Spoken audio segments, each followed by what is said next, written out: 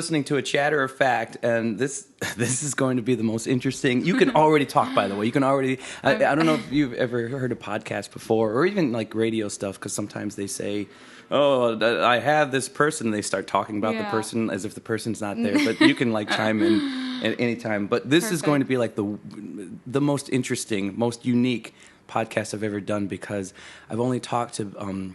I've talked to actors and singers and writers. Yeah. So all that stuff fits into my world. I've done all of that, in some way, shape, or form. Right. So it's comfortable. I kind of know where they're coming from. I know what they're talking about. This is nerve-wracking on like many, many levels. So I'll tell you how hard this was for me today.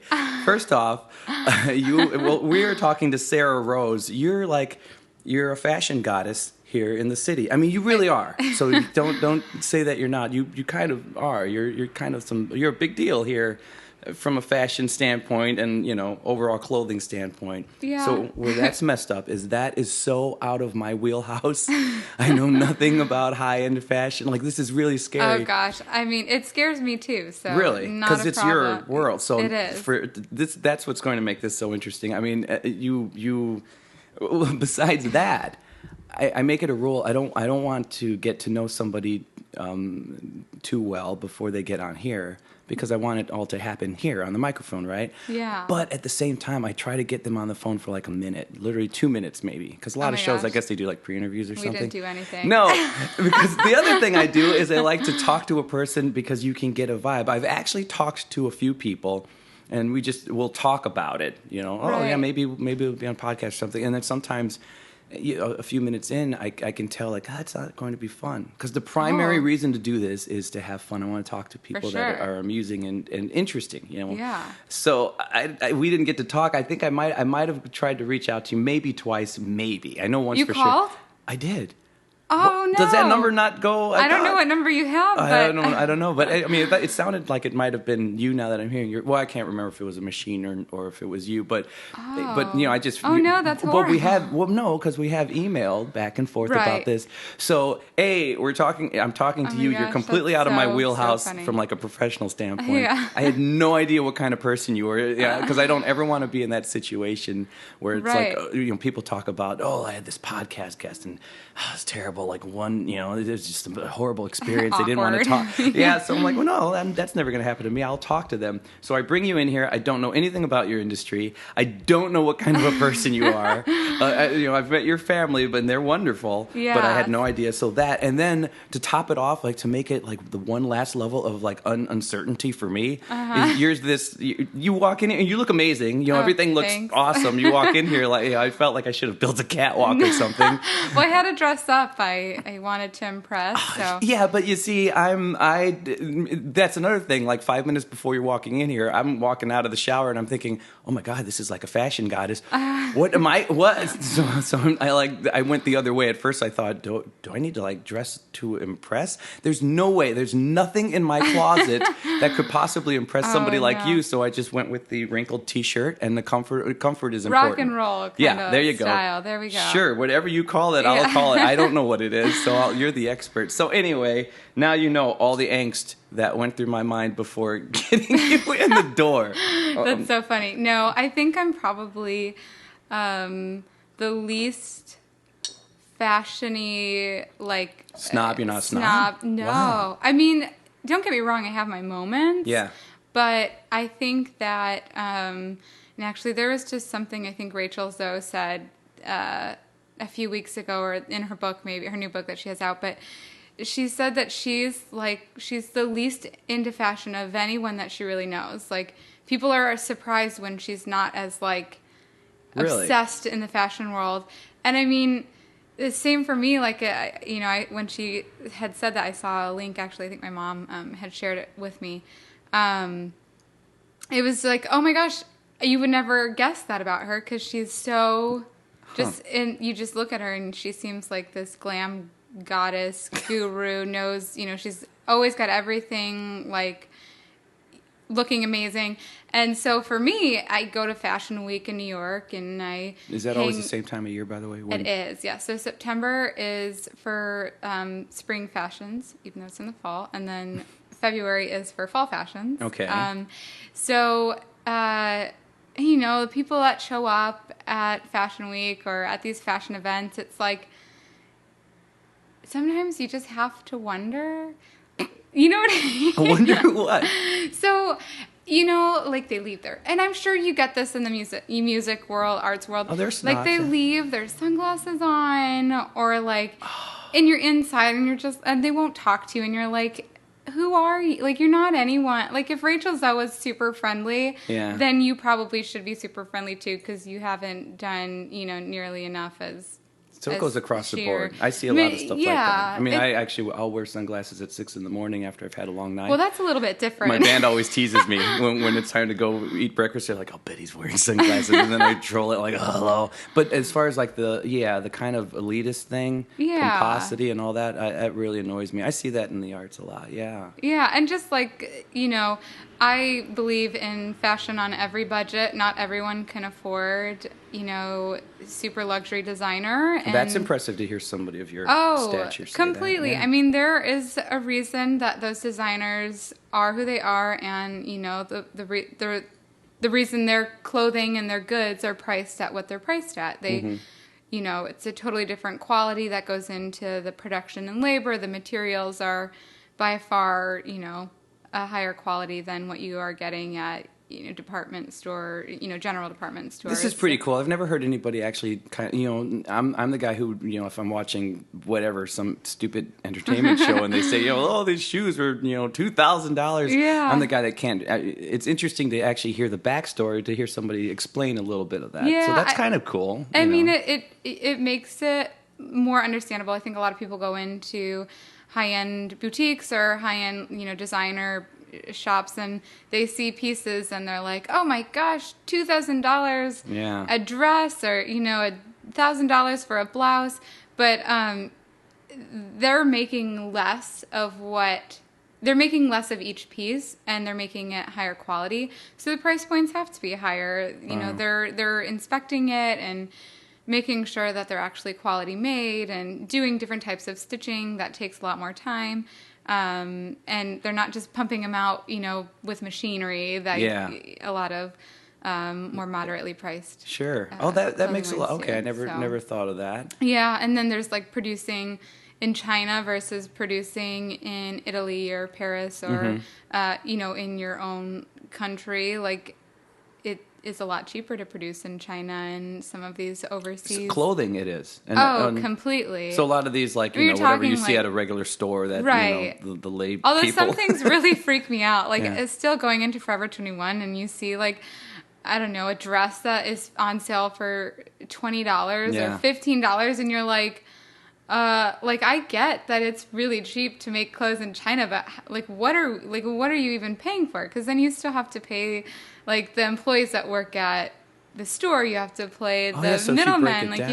You have to pay so many people. So these garments being produced, you know, for these like mass market discounted retail stores, I mean, are they paying like $1 for these things to get made? And then when I think about it, I'm like, oh my gosh, like the poor people that are working, like, I know what work goes into it, even just to make like a piece that isn't the greatest quality. Like, it's still quite a bit of work. I never thought of any of. Wow, this is an eye opener. Yeah. So, I do know that stuff on top of that, everybody's.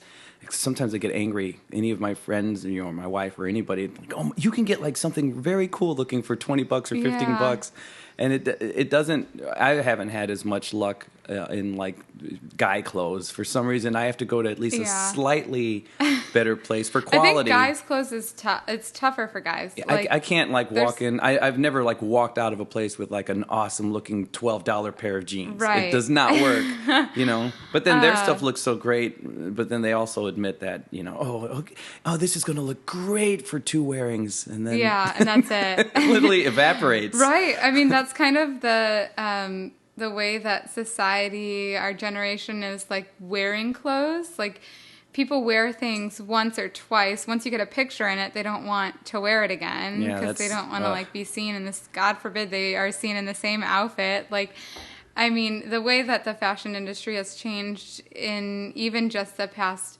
50, 60 years, you know, styles change on, you know, the trends change oh my goodness, maybe even every 4 to 6 weeks. I mean, sure, there are things that are like similar, but like people are pumping out fresh product every 4 to 6 weeks, and constantly refreshing the store, where you think, I mean, in the 1920s even, people maybe had like 4 dresses, you know, like 4 party dresses that like they would wear their entire life. And their entire life. This will go out of fashion when you're dead. Yes. So it's just interesting to see, like, it used to be, you know, obviously like back in ancient Egyptian times, like they had their style of clothing and it lasted for thousands of years. And then it started going to hundreds of years. And then it was every 100 years there was a new style. And then it was every 10 years. Now it's every 4 weeks. Like, so it's just kind of insane to think about how, like, what are we going to do? What are we going to eventually just be like? Every minute. Like, you're going to have to, like, walk into the room with one top on, but when you leave the party, you better be wearing something else. Yeah, like, it's crazy. I loved her walk-out shirt a lot better than the walk-in shirt. You're going to have a walk-in shirt and a walk-out shirt. I am bad at that, though. I have to admit, like, I'll go on vacation, and I literally pack 3 to 4 outfits for a day. For each day. So if I'm going somewhere for 3 days, I have 9 outfits. But do you with me, and I wear them all. I wear them all.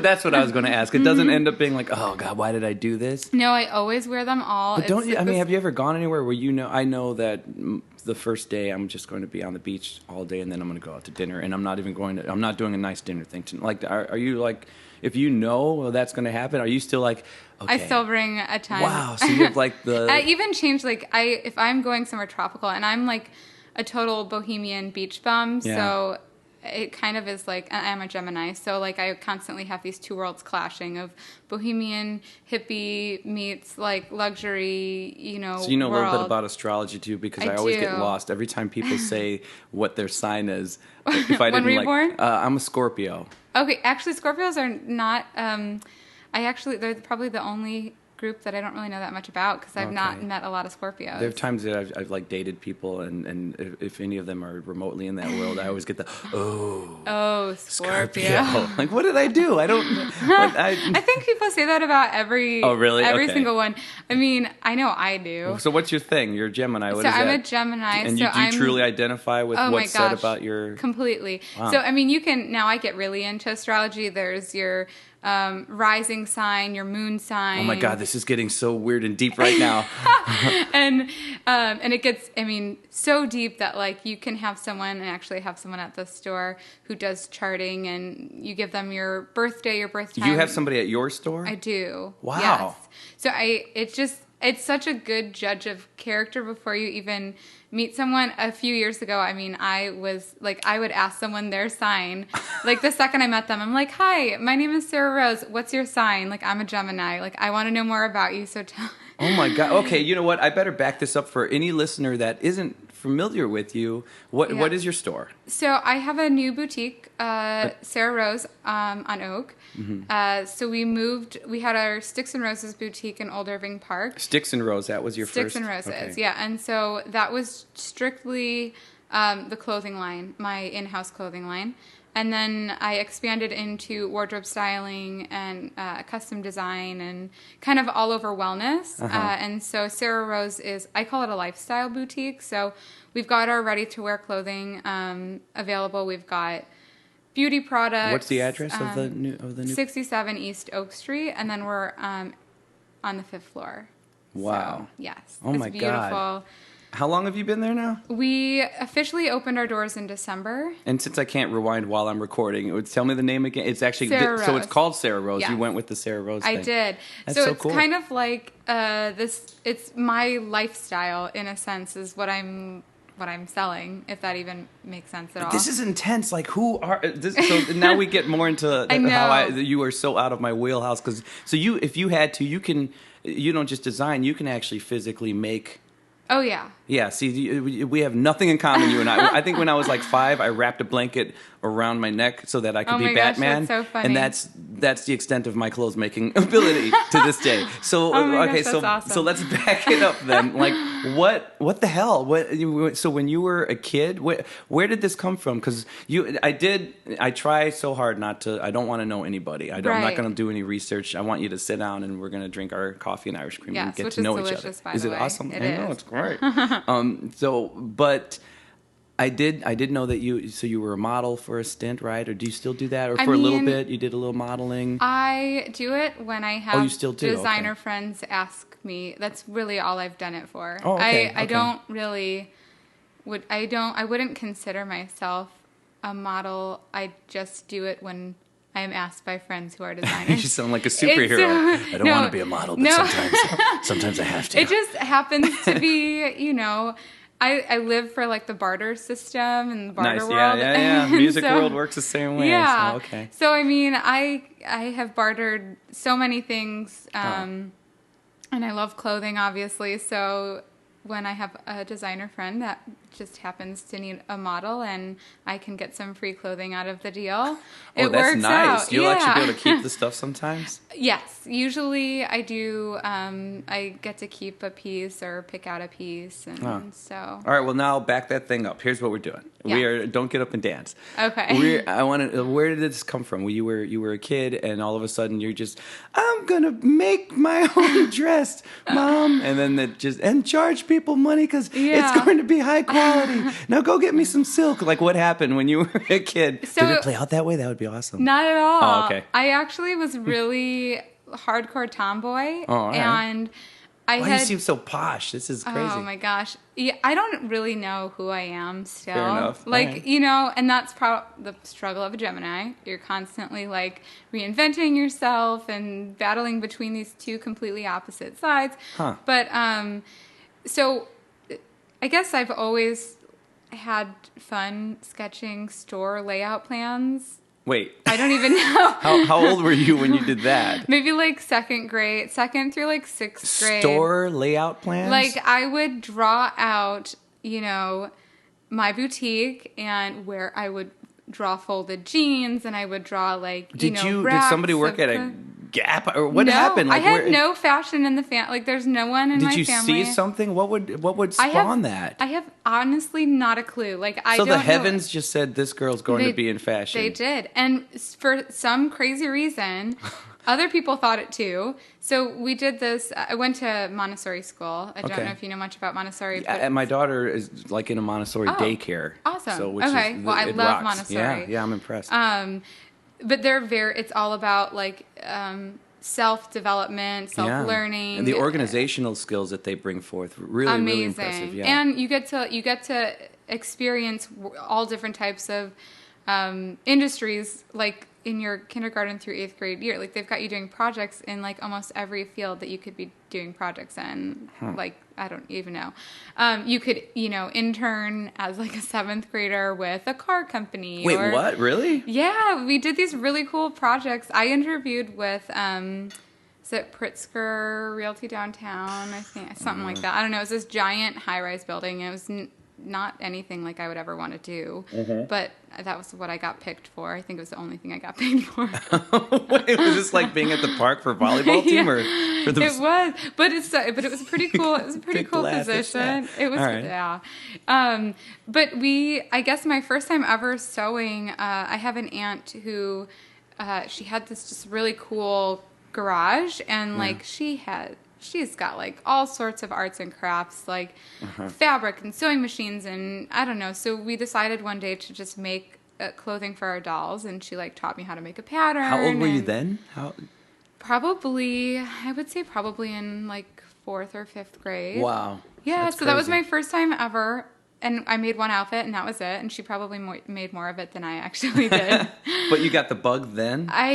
You know what? No, because it went. I mean, I was always sketching stores. Like I don't The know store why. sketching thing's I fascinating, have this man. like That's- I love organization. I love decorating. Probably is my favorite thing. Like if I could just decorate all day long, every day, and switch things up all the time, I would do it. Huh. But I started taking sewing lessons again in like 7th or 8th grade.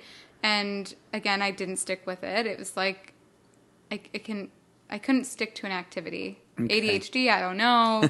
But I had gotten a bit of like a base of sewing down. Okay. And then went all through high school, nothing in fashion. I mean, I wasn't doing anything at all. I think I started wearing girls' clothes like my junior year of high school. I was previously in my brother's like hand-me-ups, if that even makes sense. Okay. Like sports attire. And I don't know, by the time senior year hit, like I kind of knew I wanted to do something in fashion or musical theater.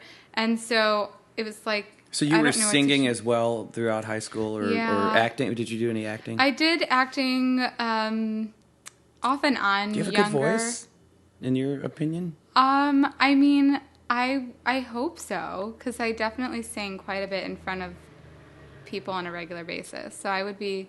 in like high school productions or... listen to that. High school productions... The podcast host has his phone going off right now. Look at that. It's my brother. My brother's How dare you? I know. My brother's a director, and he's giving me constant updates on our film. And nice. Yeah, he's hard at work, but going insane. And now he's about to drive me insane. But good for him. Yes. I should have totally taken that call. You should have. Next time I'll have you answer. Perfect. So anyway, before you were so rudely, Paul Celestin, I'm calling you out, director extraordinaire. Actually, you know what? I should have had him talk to you because you could have like wardrobed the next film. I could have. Okay. Well, there's still that chance. It's only been a couple minutes since he called. You guys have just connected without connecting. Exactly. All right. Well, so yeah, the singing thing. I mean, my dad's a musician. I grew up around that world, and I guess I don't know. It was healing and kind of just like fun to do. So you had because your dad, who did he sing with? Or he played keyboards? He plays guitar. Guitar? Okay. Yeah, so he was a songwriter, and he had a band in the like 80s, early 90s. They had a hit though, right? Like they did. Do you remember what the hit might have been? I think World War III was one of them, and then do you remember the band name? Social Act. Social Act. How crazy. Like, he was in it, though. He was touring, and he was... And that's actually probably where I got my fashion from. Like, I look back at the videos now, and I dress exactly the way my dad did. The music videos? Music videos or just, promo shots, things like that. Performances. Oh, yeah? Because that was... Did you say it was the 80s or 90s? When was it? It was... Primarily? Like mid to late 80s. Is that when they peaked, 90s. maybe? Was early 90s, early probably. 90s? Okay. Yeah. Oh, so they might have had they had the 90s garb, but they still had enough glam rock meets... Yeah, there had to be some still 80s influencing that sure. early 90s. Oh yeah. my God, I have one of my dad's now I'm not a proponent of wearing animal skins anymore. Yeah. Unless it's vintage. But he has this awesome custom designed snake skin jean jacket that's got studs all over it. I want to see. I need a picture of this. Oh, I will send you one. So wait a minute. When you say awesome. You don't wear animal skins except for vintage, what do you mean by vintage? If I buy it either consignment or if it's been worn before quite a bit by someone else. Okay. So used. Almost like it's already, it's had its life. It's it's too late to save that particular, animal. Right. It's not you're not perpetuating because exactly fair you're enough. Buying it used and it's not the actual source of. I can respect that because at the same same time, I mean, if we wanted to stop now. Or from now on, right? You'd have. It's not like you can just throw those away, right? Yeah. And it's not about wasting. And I'm not like a judgmental person. Like I'm not like one of those scary vegans that like. Are you vegan, hardcore, or? I should say I am trying. I try very hard to be vegan. Most of my lifestyle is. The only thing I sometimes have issues with is ranch dressing. Issues with? Like, I have a hard time letting go of ranch dressing, which is so disgusting and weird because it's like ranch dressing. But so if you get like what you said before here, you had like vegan buffalo wings or something. Yes. You need ranch dressing to dip those in, or? Yes, but fortunately, I was at the Chicago Diner, and so they have vegan like their version ranch. of it. Is it good? I've never had my like the ranch. gosh. I've been there. It's great. But It's delicious. I had like a pork. That was my first vegan experience. there? And I had like a pork sandwich that just. Oh my gosh. It's a pork sandwich. Seems like it was real. Yeah, The yeah. first time I ever went, I got their Reuben sandwich. And it was so real to me that I almost vomited at the table. And I was like, are you sure this isn't real meat? So are you, why, is there a reason? I want to like focus more on the singing, and I want to focus on all the fashion, but is there, I don't know, did you watch a movie and? Well, no. So my grandmother was vegetarian pretty much for most of her life. That's amazing. Wow. Yes. Okay. Yeah. She was vegetarian Girl, back in the day ahead when, of her time. Oh, for sure. And she was always into like animal rights and. Did she have a little hippie vibe to her? Completely. Okay. Oh my gosh, she drove like this little beat up pickup truck that she probably had for like I don't know how long, but like 30 years. Like it was the same truck. You know, she drove around the country in that thing. So she influenced your. Yeah, I think so. That's kind of veganosity. that's kind of where it started, and then it like turned into. It's been a process. How long has it been? So I started becoming a vegetarian when I was 12. Oh my God. Yes, and then and it it was off and on in the beginning. I gave up. So okay, I have to tell you what started it officially. My dad and I and my brother were shopping at Jewel.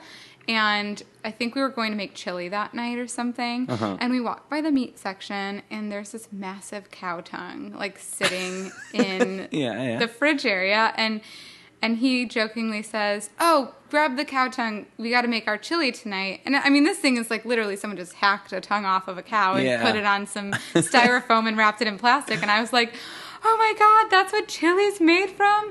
So it was like, I was never eating chili again. Wow. Yeah. And so then, that was like phase one. That was phase one. Okay. And then like you continue to like eat meats and things, and you get like weird things, like you randomly bite into a tendon, or you like randomly find a bone, and it was just a kind of the gross. bone thing, I guess. The tendon, I haven't really. I don't know. Where do you eat? I don't know. Maybe not a tendon. I don't know what it is, but it was like chewy. Welcome to the tendon. Have you been to the Tendon Diner on the north side? Because you're just going to the wrong places. Right. I eat like in these modern times. I definitely eat more fish and chicken. Yes. But it's still hard for me to resist a good cheeseburger. Like Yeah. I can't. I don't even know what cheeseburgers taste like anymore. Oh God, okay. Yeah, I have to have a good cheeseburger every once in a while. Yeah. I long for them daily, but I only eat them, I don't know, once in a great while. So funny. Yeah. Oh my God. Yeah, I know. I never had like that craving. So at 12, wow, you were ready to you were by 12. God only knows how if they were to stack up the pictures of like stores that you designed via crayon and marker or whatever, you moved up, and then you're working on being a vegan, or vegetarian. You had a lot going on at 12, man. And I so did. then when does like full on? Well, okay. So then obviously you're influenced by your dad. Yeah. And you're doing some singing stuff. Did that bug ever? I mean, you said you were either thinking fashion or kind of musical theater. Musical theater. Yes. So are you a big theater person right now too? Do you enjoy going to? Oh my gosh, I love it. My mom and I are going to see Mamma Mia on Friday. Oh, nice. Okay. So I still have that like hidden desire to be on stage. Yeah. But I'm also like a crazy introvert. So it was this like constant battle of get out of your shell, but don't get out too much. So So have you done shows where you've had kind of a bigger than life role, where you've had to be pretty big up there? Or has that mostly just been when you're singing, you kind of No, mostly just singing, and that, thank God, was like with other people most of the time. Or if I was by myself, it was like people were singing along, so I didn't. If you're have rocking to, out by yourself, like what do you think you're good? Or forget that. What do you enjoy singing? Oh my goodness. I love like a sultry kind of classic Billie Holiday. Oh, cool. Yeah. So that's probably like what I prefer. You're wearing a dress right now that could you could serve that right now in what you're wearing. Yeah. You could totally like be laying on a piano right now, throwing down. Yeah, that's probably like hopefully in the next life I get to that. Nice. It's never too late. But yeah, it's get a piano in your next door. I do have a piano. Wait, what? Do you really? Yeah, I mean, it was my grandmother's. In the store? Oh, no. Oh, okay. I'm pretty sure that my neighbors we have would a probably... horoscope person, and we have a piano. No, that would be awesome. An anti-cow tongue person who makes sure he scopes the room. That sounds so weird. You've had meat today. Get out. Get out. No, I don't ever do that. Oh, okay. I'm not... No one's ever going to change by me being a bitch about it. Yeah, so you're not like a flag waver. No. Yeah, I believe if in that. they're interested in learning how to live that kind of lifestyle, I'm there to help them out. I just try to like make my meals look extra amazingly delicious, and usually people are like, oh my gosh, I need your recipe because that looks amazing. So you don't go to your Facebook page and just post a whole bunch of things I put pictures all over my Facebook page. Of your food or of my food. Okay, but you're not one of the the activists that just look at this pig in I'll Maine. occasionally do it. If there's something that I see and that, it's huge, it moves you. Right. But you're not a daily. No. I follow all those pages, and I like love the work that those activists are doing. Yeah. It's amazing. I am more so for aquatic life, sea life. But not eating it. Well, right. No, protecting it. Like, I want to make sure that people stop eating fish. Oh, but fish is so fish have good. feelings, too.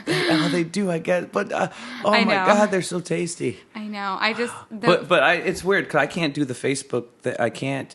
Just the people who like go overly crazy with the religious, the political, right? I mean, that's not what Facebook is for. It doesn't change anybody's mind. No, if anything, you get the like unfollow or unfriend. Yeah, you end up deterring people more than helping. I just would rather make it look really glamorous to be vegan and like sexy. And when is Facebook going to? When are the Facebook users going to learn that? Because seriously, the only people that engage with you when people throw out the opposite.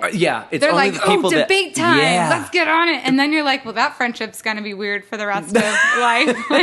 I know. And then they're how like, do you go back? Like seriously, they're the only people that engage, and then it turns into this big, and it gets ugly a lot of times. But I've never seen anybody just rock on. You're right. You've just made my day. Or more importantly, I've never seen anybody sign on and say, you've just changed my mind. Right. Like it never happens. It doesn't happen. And then you're so right. It's going to be awkward forever. You either get the people that totally understand it, and they're like, or you get the people that are like, you're an idiot. You don't know what you're talking about. Like, and what good is that? I don't know. And it so blows the friend. Like that relationship is so tainted for. And then it's just like who, okay, honey. Well, I'll see you at the altar tomorrow. Right. And like, who has time to like properly like research the debates? So, like, you've got like all of these stupid fake like articles going on the internet, and people are like so quick to pass along like, McDonald's is using such arsenic in their milkshakes or something, and then it's like turns out to not be a real story, and you're like, did you even research that to make sure it was actually a verified article? It's so much better for just finding out where someone's party is going to be, or like what right. Let me see the pictures of your kids, and I don't know. A lot of my friends will just tout this, some kind of big strong political view, and meanwhile mine are just, I'm too old to wear a superhero shirt, but I bought it anyway. Like mine are just adolescent compared to I had a cheeseburger today and I liked it. Like meanwhile the other I'm getting out of bed, walking to the bathroom, and about to take a shower. Way more interested in that than like, I don't think Jesus is real. Like, okay, that's fine. But I'm more interested in wow, she got up and she's taking a shower now. Good for her. Like, then I'll give a like and I'll say, hey, good for you. Good for you. You're getting clean. Or you've affected me. I'll actually say, you know what? You changed my mind. I think I'll shower today. Right. But the other stuff doesn't work. Wow. So anyway, now you've officially now you're truly experiencing my podcast. Now that you're saying we've gone on this like tangent. Yeah, man. Things. I don't know how we got to Facebook, but I don't know. But okay. So anyway, now let's get back on track with all that is you in the fashion world, because you're making the choice. Musical theater or fashion. So then, how did you decide fashion, or did you not right away? I didn't choose either of those things. Wait, what? I then went to school for business. Oh, which would serve you now, you know? Yes. But If why? it hadn't, well, because my parents thought it would be really good to have that base of business Yeah. down, and then I could go on to whatever kind of trade school, That's great. specialized trade school. Well, it would have been great if I had made it through the first year. Oh, But I went to school in Palm Beach, Florida.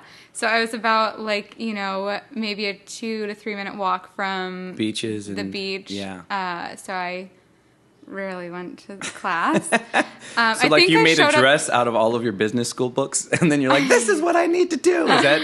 I wish I could say that. No, it was just kind of this. I'm wasting time and money in school for something that I'm not interested in, and so I didn't tell anyone. I just started working on my portfolio for FIDM out in Los Angeles, the Fashion Institute of Design and Merchandising. Okay. So I started working on that, and I submitted it without anyone knowing. So wait a minute. What was your basic? I mean, your basic skill set to even start working on something like that? I mean, you had no training. You didn't take any classes at that point. I had no sketching classes. I mean. So this is all natural. You're just starting to sketch designs. Yeah, I mean, I had sketched lightly, and I say this because I am probably the least designery designer on the face of the planet. I have horrible handwriting. I cannot draw for anything. Wow. So I have to see things in my head and then figure out how they work in my head,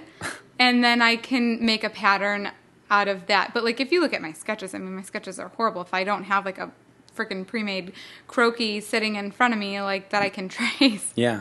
I'm like the worst artist as far as designing goes. Do you almost create your piece first and then you go from how does that? Kind of. I rarely do sketches. Wow. I kind of just see something in my head and I figure out the like logistics of the pattern in my head, and then. In your industry, is that a rarity for people to do it that way? You know what? I think that it's probably more frequent than people talk about. I don't know. I think who has time to sit down and sketch out a bunch of things? Like Sure. I don't. Like I'd rather just start making the piece. Now it would be probably. Now we're talking like beautiful sketches. Like I do little quick 2-second, get the details down, write my little notes kind of thing. Like last night, for instance, I had a lot of times my visions of designs come so randomly, and they usually come at night, like right before I go to bed. And so I had this idea for next spring. And it's like the one piece that will inspire the rest of the collection. And I was like, oh man, I should probably sketch this. And in my head, I was like, no, what do you mean you should probably sketch this? Like, your sketch is not going to look anything like what it looks like in your head. So how do you hold on to the vision? I just keep reminding myself to remember. That's tough. Oh my God, that seems so hard. Yeah, but I go with one piece, and then from there, I create a bunch of pieces around that. So I will do sketches. I'll get a gist of what that is, and then I'll break it down and how can I make that into a top? How can I make it into, I don't know, a pantsuit or... Wow. So, yeah. But I'm like, I don't follow the rules. I mean, I dropped out of school, for goodness sake, my freshman year of college. And so I'm still kind of blown, my mind is blown from the kind of the retaining of the vision because in music... My phone is filled with, either phrases or melodies. If I'm driving, walking, work on that, So it's always there because I know that if I get great inspiration, a lot of times I'll forget it. 30 minutes later. I'm sure there's plenty that I've forgotten. Yeah, okay. But I'm trying to focus my thought process.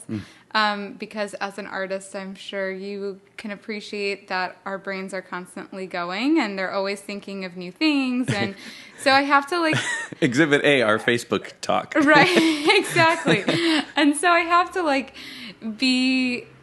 be focused now as a business. Like it was one thing when I was just having fun with fashion, but now I have a business and I have to have my seasons and I've got to it's once you sign with a record label, you've got to have stuff pumped out and ready to go. And so for me, I think about, or I don't usually think about it. I let it come to me because if I had to think about every season in advance, and sit down and think about what am I going to do, I would probably have a heart attack and die, because it's like stressful. You're only as great as your last collection. Your next collection has to be amazing, or people will kind of just be like, meh, and forget about you, or say that it was horrible, and then you have to come up with something amazing to combat that horribleness. Wow. So so I try to just focus on one piece and one season at a time, and try to be on schedule with it all. And it's you're the boss, so it's kind of your right. I guess seasonally. Seasonally, it's the industry. So my everybody boss. has to. Yeah, so everyone's working about a year and a half ahead of time. So wow. I'm actually behind schedule. Mm-hmm. I should already be making my spring. That's because you're wasting your day with me right now. That's true. I'm ruining this future spring collection as we speak. No, oh no. Robbie Celestin broke fashion. How dare you? Well, let me ask you this then. So you decide business isn't for you while right. you're on the beach in Florida. Yes. And then That's exactly how it happened, actually. Really? So then you apply to, where was it again? FIDM, the Fashion Institute of Design and Merchandising. Okay, and you send them what? I sent them my portfolio. What like, how many pictures does the portfolio consist of? Or it was that a pretty big project. So really? They had like a detailed like book you had to make. So you had to have kind of like a mini business plan. You had to have your collection, you had to have style details, fabric choices, your demographics, Oh my God. target market, mission statement. You had to have like a personal essay. Go on. There was a lot to it. That is way more than what I would have thought. It's always funny when people say like, oh, I'm just going to go to fashion school, or I'm just going to go to beauty school. Like, no, you don't just go to those things. Like, those are careers that are not easy. Like, I mean, that's more than I would. I mean, I don't know any better. I would have assumed somebody puts together the drawings, sends them out. Oh, we like your style, and that's it. But for all of that, that's very involved. Just, way more cognitive than most people would think. Completely. Huh. And so they actually kept my book as a reference for other people. Really? They did. All right, I'm high-fiving her right now. Thanks. Bam, nice. I was actually kind of sad, though, because like I had worked so hard on it, and I loved it, and I wanted it back. But they were like, we just loved your portfolio. Can we keep it so we can show it as an example to, future potential students when they come and visit? Wow. So right from the get-go, you were something then. I mean, for them to use that, I mean, that's your entry-level book. Right. So for that to become my a standard, sketches were not good. But to some to some level, that became a standard to them. Yeah, I mean, guess that's so. Awesome. That's great. I was excited, but at the same time, again, I was really upset because I had worked really hard on it. I mean, I spent a lot of money decorating that thing, which is probably why they kept it, because I didn't just hand in the book itself? Oh, the book itself. That's probably the only reason why they kept it. Like, I literally created a beautiful I put appliques all over it, and I just decorated the actual book. The book Is there itself. A picture of the book anywhere? I wish there was. Oh, I no. should. I don't think my admissions counselor is there anymore, but I should see if they have it somewhere, because it was a piece of art. Wow. So then you obviously get in, and then how long is that? That whole scholastic experience. So that's 2 years. So I get in, and I am in the ending portion of my so it's a quarter system. Okay. So in my my fourth quarter, I can't think right now. Third quarter. You're at the end. Right. Of my first year. Of your first year, okay. I was, I had this technical flat class that I had to take. Technical flat class. It's, the tedious sketching. This is the stuff that you have to make it look like it was made on a computer.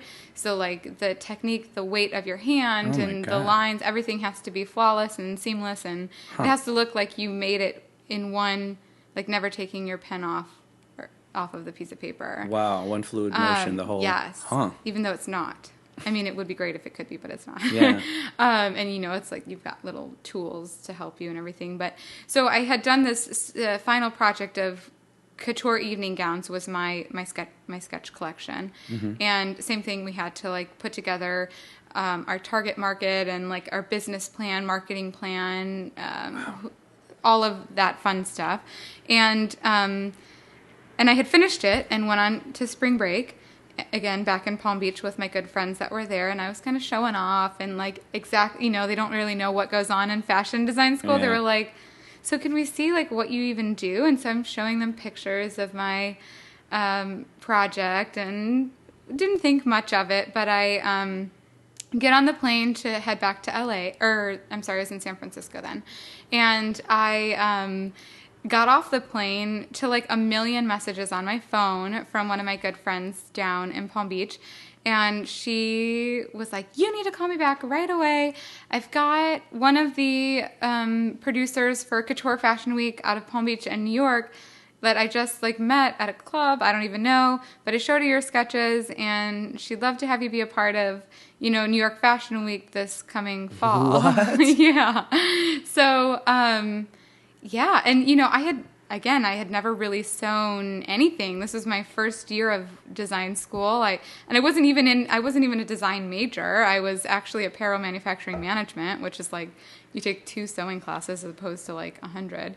And so I had like 4 months to this was middle of April, end of April, and Fashion Week is in the beginning of September. So all of these designers, had been working on their collections for like a year now, and I had nothing but paper and drawings. And so I actually dropped out of design school again. Okay. Or I dropped out of school again. Sure. To work and focus on that. And I showed in New York, and it went over really well. This is insane. Yeah. Well, how did you pull it off? I mean, oh gosh, I was living half of my week in San Francisco, half of my week in LA. So I would drive back and forth every week. I was still in school for the last like month and a half that we had left for that quarter. But yeah, I found an amazing seamstress in LA and learned how to source fabric and, source fabric. Find the fabric for Okay. each piece for, a moderate price. I mean, this is insane. So, I had never done any of this before in my life, so it was all new to me. But they had to be impressed with not just your design work, but the person that saw this book had to be impressed with the business plan, the demographic, like all that. Is that what they saw? Not for that. They only saw the sketches. The sketches. Okay. So it was the year that Heidi Klum had wore this like beautiful red dress to the Oscars, and it had like this kind of crazy collar piece behind it. And so that was my inspiration for the entire thing. So we're talking like gowns that had like 3 feet tall, like collar headpieces. I mean, things that I didn't even know, like technically, how like I would even, possible? yeah, like, I don't know. I just drew these giant headpieces. It was like Snow White meets Maleficent meets, oh my gosh, I don't know, the Oscars. And so it was insane. I don't know what I was thinking, but I did it. Again, it's, And the show went well. The show went well. I got like great feedback. I had tons of press afterwards that were really impressed with how young I was. And were you going by the name Sararose at that time? You know what? I personally wasn't, but my collection was. Cool. So how'd you come up with Sararose? It's actually my first and middle name. Oh, that is? Oh, it is. Easy enough then. Yeah. Okay. So yeah, I don't know. I mean, because it looks cool the way just watching it all, it's smushed together. Smushed it together. Yeah, it looks cool. Yeah. It was different. It sounds cool. What I like is it sounds, it sounds like a high-end fashion thing, but it doesn't sound, I don't know, pompous. Yeah, it does not. It does not sound pretentious at all. I hope not. No. My dad's side of the family had always called me Sararose, so it was never just Sarah. It was always It looks posh, Sararose. but when you say it, it sounds sweet. I hope so. Yeah, so good job. Thanks. Good job on the designing of your name. Thanks, Mom. Thanks, Dad. I don't know where they came up with that name, but I hated it when I was growing up. I hated my name. Isn't it so funny you hated that now Sarah or you hated Sararose? I hated it. I hated both. Thing. I was like, what wrong is with Sarah? this? Sarah's like, why couldn't I have been like Amber or something? I don't know. Amber. Like the popular 90s names. Sure. But now my whole life is like obviously focused around my name. Ever hear the song Sarah Smile? I'd have to hear it. Oh to my know. God. I probably because have, it's like but it's like a 70s I song. probably have heard But I it. just figured everybody named Sarah somehow. Oh. Sarah Smile. Oh, wow. I'm going to send you like a link to Please do. Sarah Smile. It's a great, great song. Oh, good. Sarah Smile. I can't wait to hear it now. Yeah, I'm that'll just going to have to have to like play it on repeat in the store. When That people will have walk to in. be like your theme. Yeah, you'll Sarah walk Smile. in and the door, or you walk through the door and the music all of a sudden starts playing. You have to make your own greeting cards that Right. like open and up. they open up and just start singing Sarah Smile. Oh, so this is wow. I mean, so Mm-hmm. you're just, obviously the work ethic had to go into that book that got you, into Yeah. the school, but everything else, I mean, the lack of like specified training in the field, Right. and then to say that you had the natural ability of design, but you did Yeah. not have the natural ability to truly like project that design onto paper Right. so that somebody could see it. I mean, all of those factors going against you, you just must be really damn good. You don't must know. be, because that does not happen to normal people going through don't- normal channels, or even abnormal channels. Like, that's Right. crazy. I mean, luckily those sketches were for a class project, so Sure. like I So was they had to being be a great little at- better. They had to be Yeah. like pretty technically. But how many? Who can you drop name? Who was the lady who wanted to work with you? Who was Well, that? Kristen Elise. Okay. She was helping produce for Andres Aquino's Couture Fashion Week. So he hosts he hosts, twice a year in 2 different cities. so she had to bring 4 your shows. sketches to him. Yes. I had to mean, be approved and everything. And how many? I mean, seriously, how many sketches do you think they see a year? Right. I don't know. And for yours just to rise to the top like that. I mean, it was a pretty crazy collection. Wow. Like it was way different than anything else that was on the runway. Uh-huh. That Were you freak? How old were you? I was 19. Were you freaking out? Oh my gosh, yeah. I mean, that was like Were there celebrities there? Did you see any celebs you know what? at the time, or So- more in fashion, or? So I had gone out the night before and stayed out really late and drank a lot of alcohol. What were you drinking? I'm curious. I don't even remember. It was just. I mean, I was underage, one. Of course. So I don't know how we were being served. Nice. It was me and all of my girlfriends from Palm Beach. They flew up to New York to Oh, be that's with me cool. for the show. Oh my gosh, yeah, they're the best. Wait, what time did you have to be anywhere the next day? I don't remember. Okay. It was definitely like one of those things where my parents were in with me and they were like, "What were you thinking? You're all bloaty from drinking way too much alcohol. Like you look like you're hungover." And they were like, "Your show is like, you've worked so hard for this show and it's today." And I was like, "I'm fine. I got this." Like, How'd what you else was feel? I going to do to calm the nerves? I don't know. So how did you feel that day? It was like this surreal blur. Sure. And like you look back and like the show was awesome, the designs were great, but there's things that I look back and I cringe and I'm like, oh my gosh, a couple of the models had like hair ties on their wrists, which is like, what? Like, why did I let them go down the runway with? I didn't think like the makeup hair choices that I chose. Sure. Like, I don't know what I was thinking. And the jewelry I had picked out, like the gowns were great. I should have just left it at the gowns. Okay. But you know what? They wowed everyone enough that no So one it talked worked. about anything else. Yeah, So yeah. it worked. Those were my own critiques. Like And you looking were like, back. were you technically hungover, or? I mean, I definitely probably was hungover. It was not a pretty sight. I had just like dyed my hair like Megan Fox brown. So it was like Okay. this black brown color. Yeah, it was like. But the thing is, you were a It's kid, great. man. You were. Yeah, I like, mean, I don't know what I was thinking. It's but all you I can were a say. kid. That is a huge thing to throw on somebody. I mean, Right. especially. I mean, you obviously had the drive and the talent. But I Yeah. mean, this was all thrown at you. It was. So, but that night, so celebrity-wise, Oh yeah. they have the big Fashion Rocks party. Or I guess that was the night. Maybe that was the night before. I can't remember now. I can't remember. But they have this big Fashion Rocks party every year, or every Fashion Week in New York, and it's all the celebrities go. Well, I got my invite to go. Little did they know, or I don't know, that I wasn't of age, so I couldn't get in. So I'm like standing out in front of this party No. and with my girlfriends, and we had just been rejected because none of us were 21. And, or not all of us had fakes, so we couldn't get in. And so we're like getting back in the cab to just, I don't know, go back to the hotel. It had been a long day anyways. Yeah. And we get approached by these two random, like, massive guys, like huge guys. And they were like, hey, baby girl, where you going? And we were like, I don't know, we're gonna go back to the hotel, I guess. And they were like, you're not going back yet, come with us. So we like randomly follow these strangers. Like, we have no idea who they are. You're in New York City. We're like in the meatpacking district. Yeah. Like, you know, and so we're like, they're like, just have your cab follow our cab. And so we literally drive around the back, like around, to go right back in front of the Fashion Rocks party. They're like, we're going to go into this party, you know, whatever. So we get out, we try to go get in. Needless to say, they had just gotten kicked out. Oh. But they actually were people that were allowed to be there. They just, I think, maybe had too much to drink or something. I don't know, causing a scene. So we come to find out that it was, Jamal Anderson from the Falcons, I think, and his buddy, a bunch of like his NFL, NBA buddies.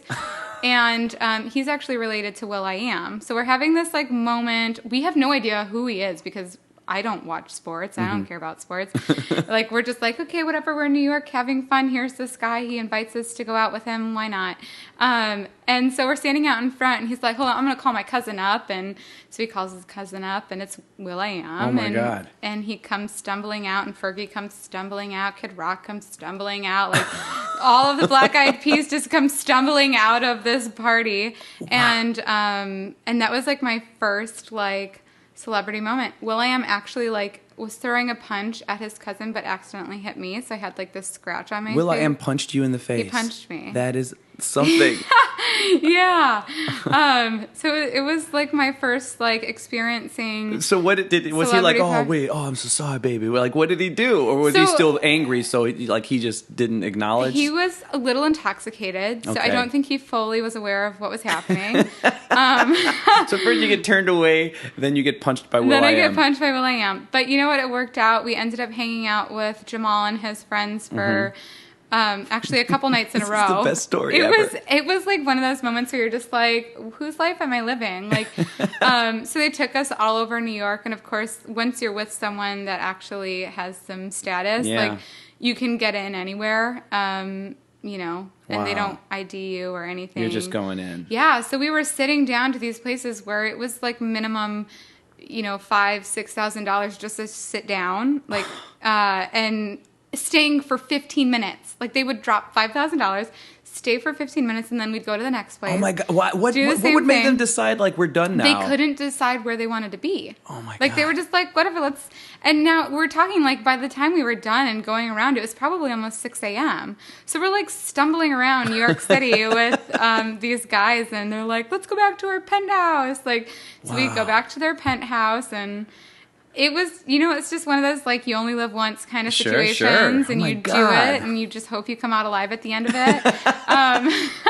But they invited us to hang out the next night again, and again we went out. So this is after the show, because this all happened. This was the night of the show. Like, so the show was at 5 o'clock, I think. And so then after that, we went back to the hotel, got changed, and decided we wanted to go out. So all this stuff happened after. That was all in one night. Wow. Yeah, and then they liked us so much they invited us out for a second night. And then there was this awesome like I mean, the story, like, it's like one of those like Hangover movie like type things where you just like, there was these random guys that had like met us at a club the night before, and they like had stalked us back to our hotel. But you know, the other guys were with dudes. We were with really big guys, but they didn't care. The little ones, they were like, whatever. The little ones. So they were like fighting in our hotel, like, oh my God, hallway, and I was like, oh my gosh, this is happening right now. It's just a hell of a story. Yeah, it's just one of those fun. Yeah, things. I mean, you can't, you know. You don't have moments like that very often. No, that's crazy. Yeah, so that was my first Fashion Week experience. Have you ever, oh my God. So then what's the aftermath, like, career-wise? What happened? Well, yeah, so then you do that, and it's kind of like you get a lot of invites to participate in other shows and to have your things featured in different spreads. I had done a couple, like, So Couture Fashion Week is more international versus like Mercedes-Benz Fashion Week is like, they have international designers, but a lot of it is focused on like American designers. I mean, in the tents. I guess it kind of has changed now. But yeah, I don't know, because I had dropped out of school. So I was kind of like, I had this high, and then all of a sudden I was like, okay, well, what do I do now? Because I don't have my degree. I don't have like formal training.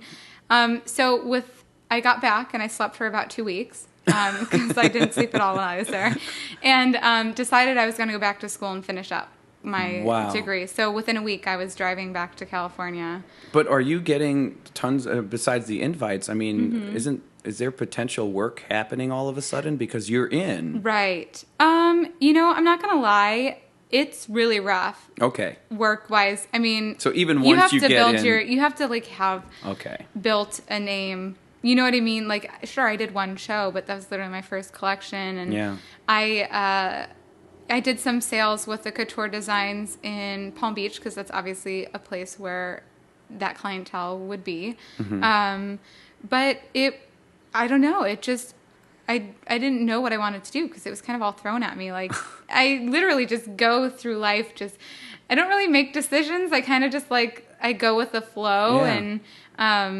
usually it works out. And, that's awesome. Yeah. Wow. So it was pretty tough afterwards. Like, I mean, you have that experience, and that was like my end. That was like my goal of all goals, but it was my first thing I accomplished. So it was like, now what do you do? Like, where do you go from here? Like, how do you even have a business? Because you haven't done this yet.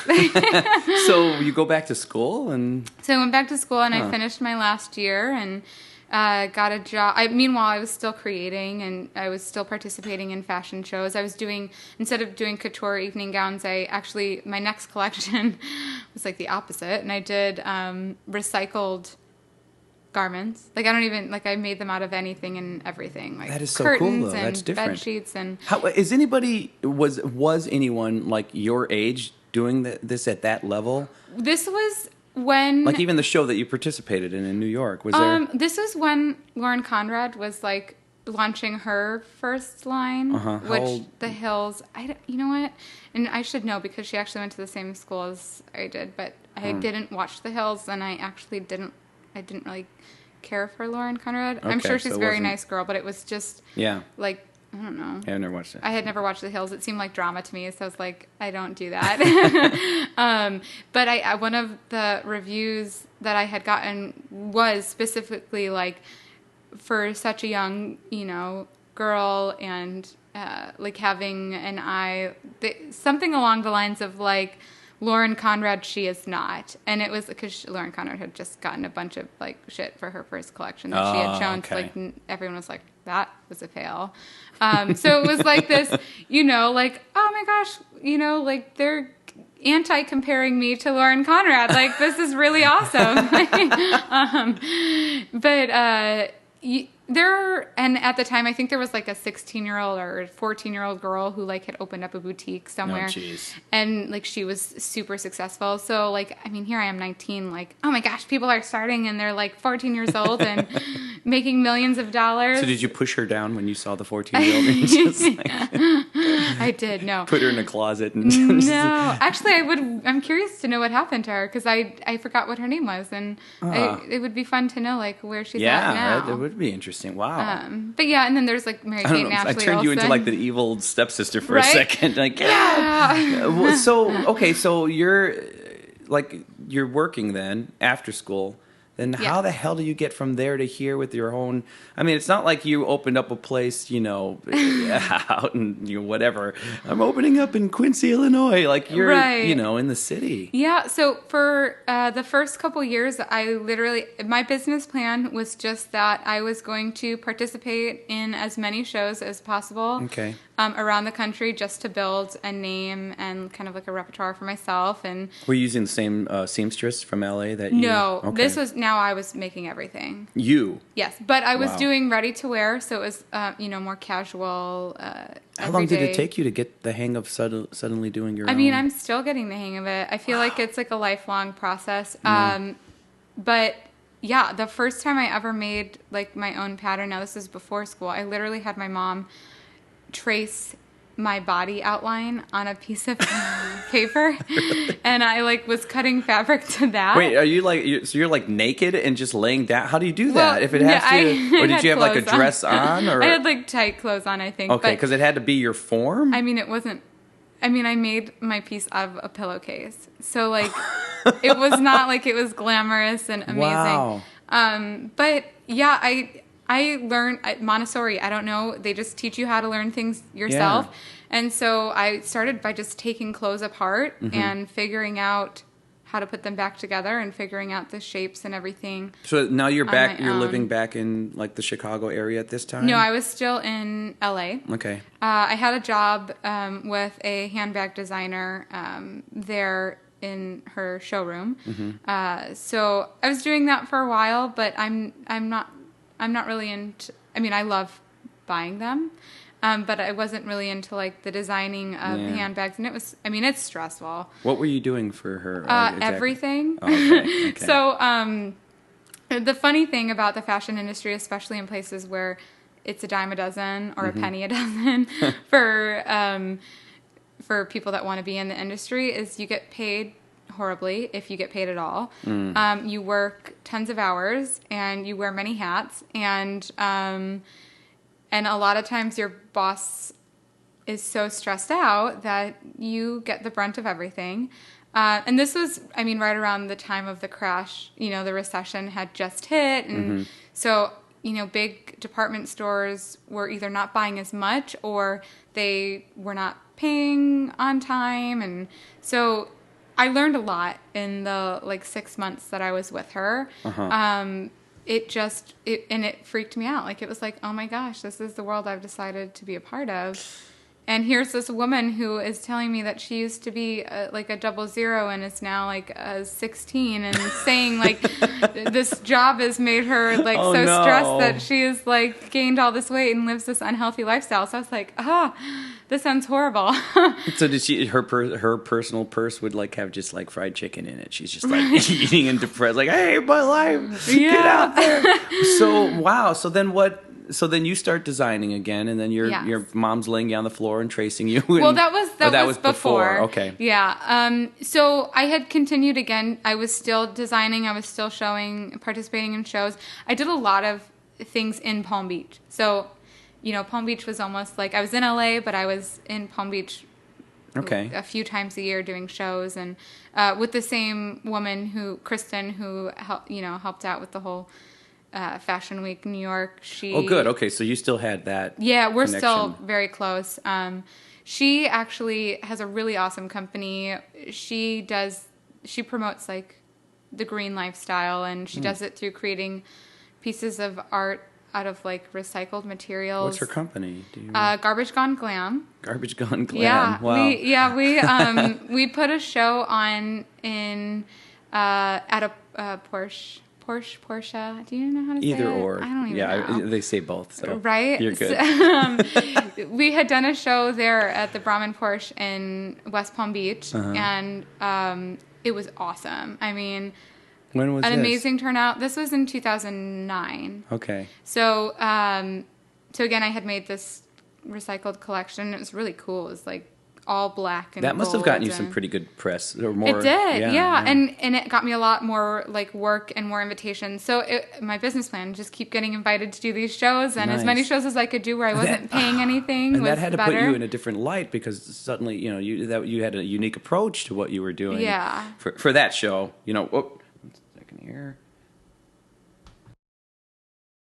Now, so like the masses won't know it, but we took that pause because I wanted more water, and I should have put more Baileys in my coffee, but should have. Now. Well, it's hump day.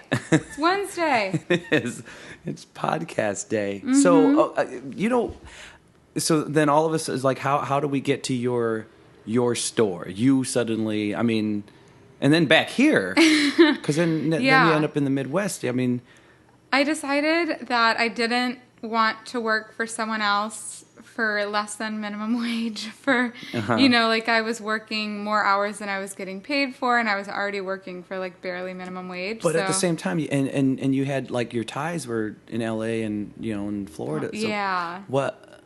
Well, my family is from Chicago. Yeah. So it was this opportunity where I could come back and kind of work a job where I would get paid a little bit more money and maybe have a little bit more of a flexible schedule. So what was that? What did you do when you came back to town? Well, I did a couple of things. So I had all along worked a internship at a boutique in Bucktown, Beta Boutique. Mm-hmm. So I was working there. And then I also worked for my grandfather's company. He has a real estate management company in Boys Town. So perfect. I mean, the arts, isn't it? Like, no matter where you can get, and you can have that moment or moments, and then you still end up trying to figure out, I have to make money this year. Right, you've got to make money. It's a crazy world. It is. Yeah. And I like to work a lot. Mm-hmm. And so I was working 7 days a week, and I was working more, but I was making great money. So it was like I didn't care that I was working, and I could afford new machines and fabric, and so I was able to like do what I loved, afford my trips to Palm Beach and LA to still keep doing these shows. So you kept doing shows that whole time? I did. That's yeah. awesome. So and it was great because I actually had money to actually be able to afford to go to these places. Yeah. And there's just the support from family and friends you had grown up around. I mean, were your parents loving this, that you were, especially... Well, they liked that I was back, for sure. And then your dad being, in the arts, so to speak. I mean, just the fact that you were able to do it. He loves it. He's definitely been a big support. My mom, too. Yeah. I don't know. I just decided it was time to be back in Chicago for a bit. I never thought it would be permanent. Really? Haha on me. Do you hate the weather here? Oh, completely.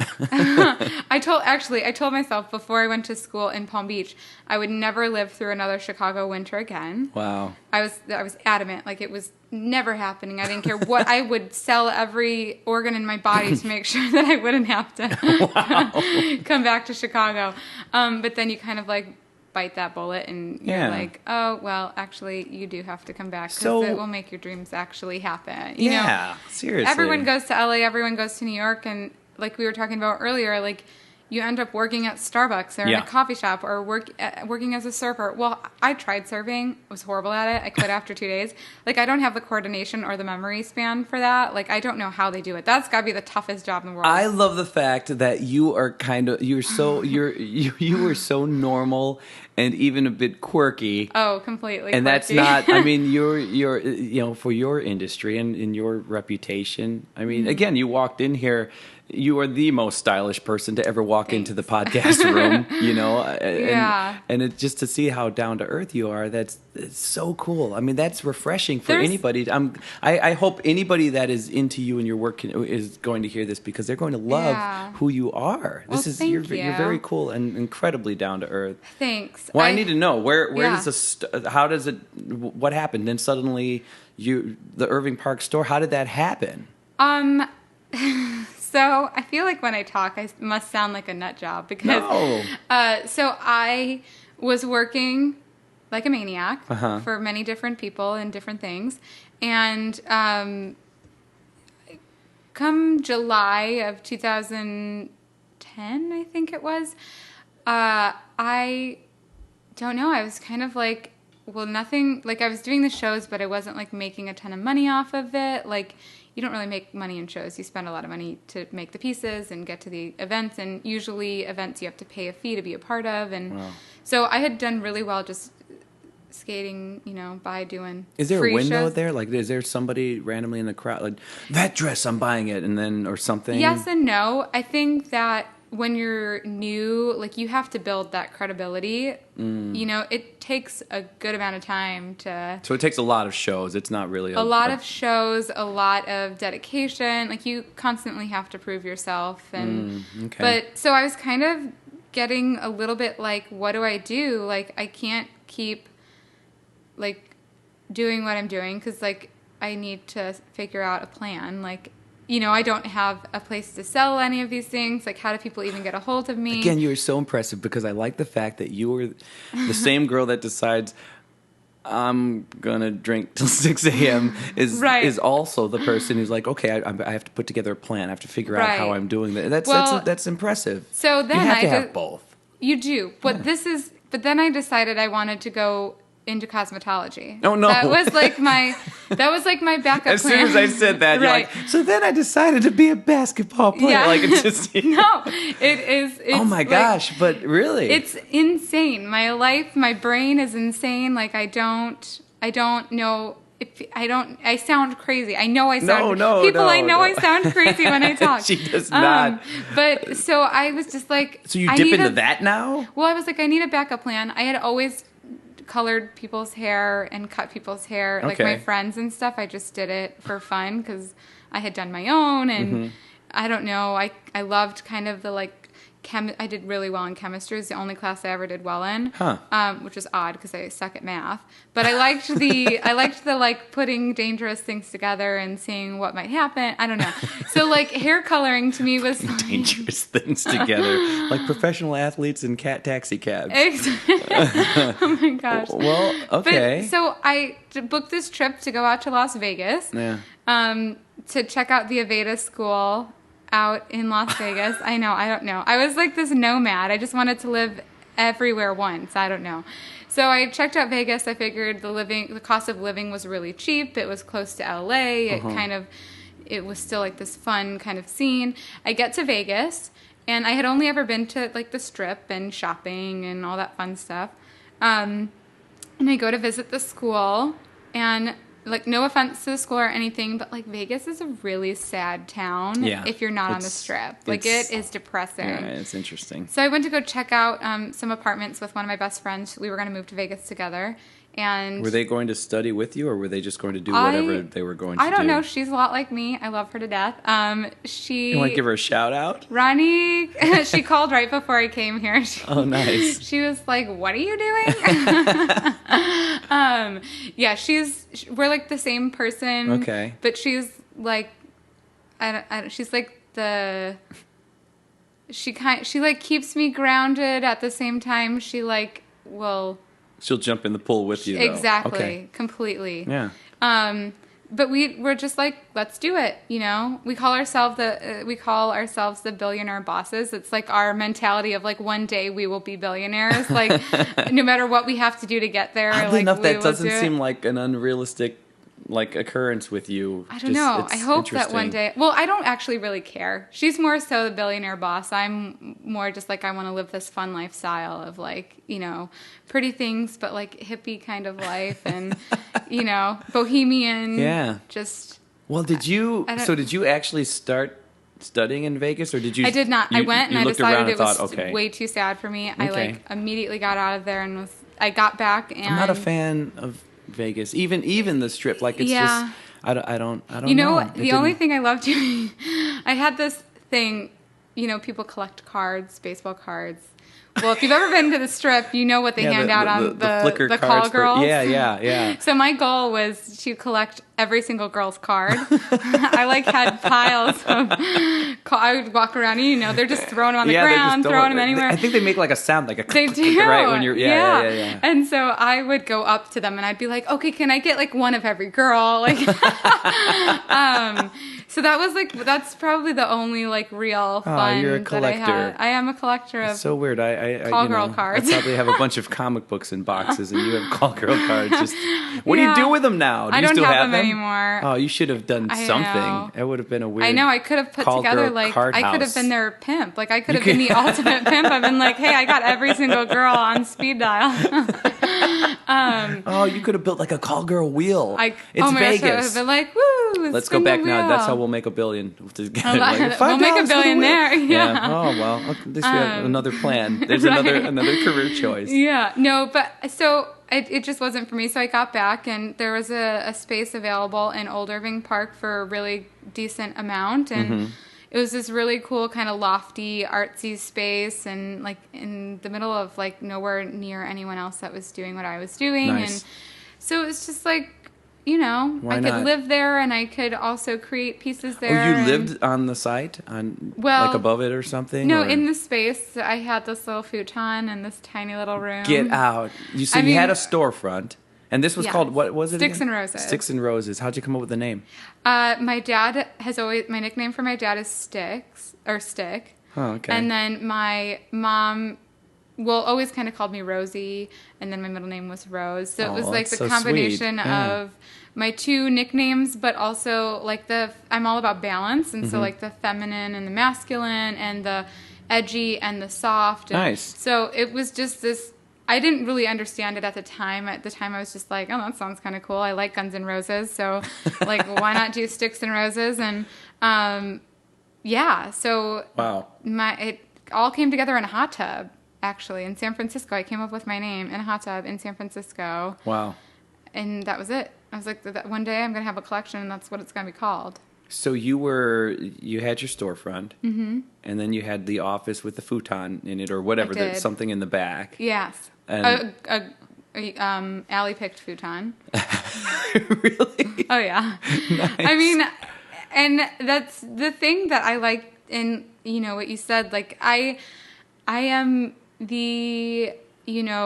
I'm total opposite of anything in the fashion You are the world. opposite of what anybody would think. I am. I someone think it in your disappoints position people would be. sometimes. Like, I think that sometimes they expect me to be like... People that are in that world, like the people in the world, because someone like me who knows don't of care. it, You're like- well, no, it's refreshing. Yeah. I think it makes you way more interesting, I'm kind of blown away by the whole thing.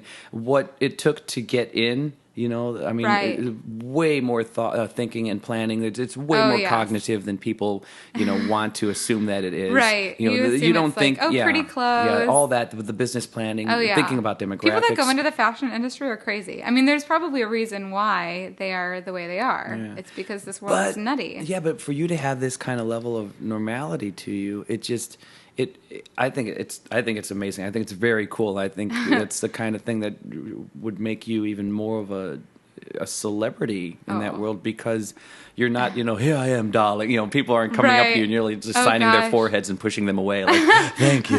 One day I'd like to be like that. No, I'm just kidding. You don't have like No, a weird wouldn't. boa that you just fling it and it hits people as they're behind you, like, Sarah, what? And then they fall down. You turn around, walk over them, like, Right. you're not that person. No. Those people scare me to death. Yeah. No, they freak me out. I don't know how to act around them. I get flustered. And you're around them. I mean, or you've been. You know what? around I've been them. very fortunate to be around really awesome people. Oh, so that's great. Wow, okay.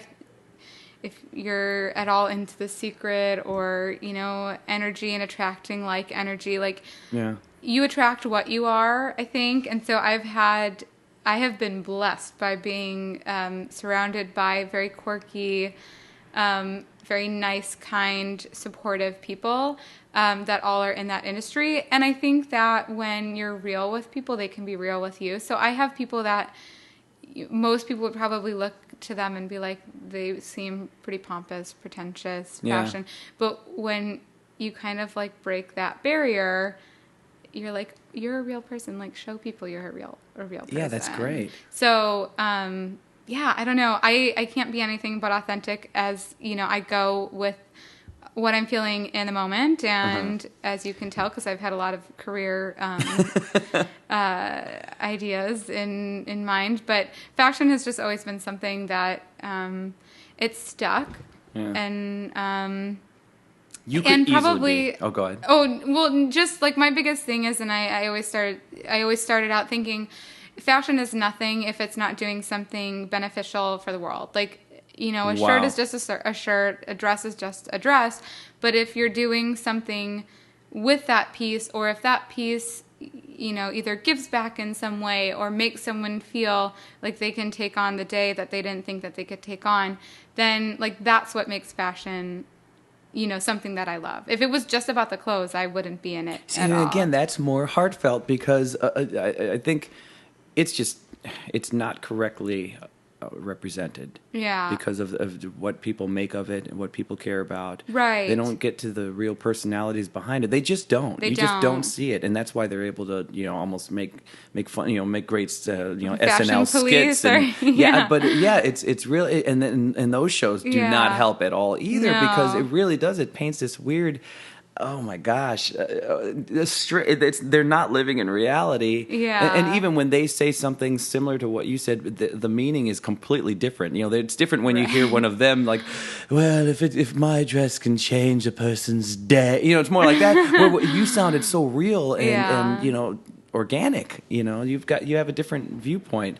So good for you, man. Thanks. You just seem like, like you're the person who can, build the fancy dress and that vehicle, but then, have a beer and not care about. Well, I don't. Vegan, I'm like, I don't drink beer, but or whatever. You're having Irish cream. I'm having Irish cream with my coffee. Yeah. For me, I'm like the guy who really doesn't drink beer either, so it's weird. Yeah. It's once in a great while for me. Yeah, you're a musician. You should be drinking things all the time. It's the only thing that screws up my voice for some reason. Oh, that's true. That's right. Actually, everything else. You shouldn't be drinking at all then. No. No drinking, no smoking. I can have. I don't smoke. I never smoked. But I made that weird choice because my dad, both parents smoked a lot. I think my mom quit, but my dad still to this day.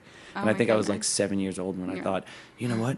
He's doing it. I'm going to have to try it. Yeah. And I remember at 7, I took one of his cigarettes, snuck in the bathroom, had the matches and everything. And I remember it was a weird way to think. At 7 years old, I remember thinking, if I like this, oh my gosh, I'm probably gonna smoke that, Yeah. And naturally, I lit it up and took a puff and almost died. Everything, it just felt terrible, right? Like somebody. And you're like, what the hell are Seriously, people thinking when they're doing this? I threw it in the, in the it's toilet. It's good that you had that experience young, because never again. Right. If you had it maybe older and peer pressure muscle sort of through thing, it or something. Yeah, people would have been like, well, everyone else is doing it. Yeah.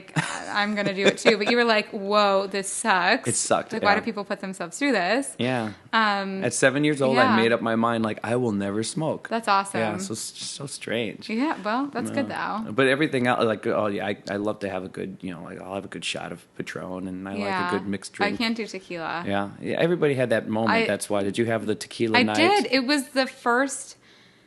I didn't start drinking till I was about 19, actually, right before the whole Fashion Week thing. I started drinking with a group of girlfriends and went to a party, and I passed out, not passed out from drinking, but I just fell asleep on the couch there that night and woke up, not realizing the sofa was soaked in tequila.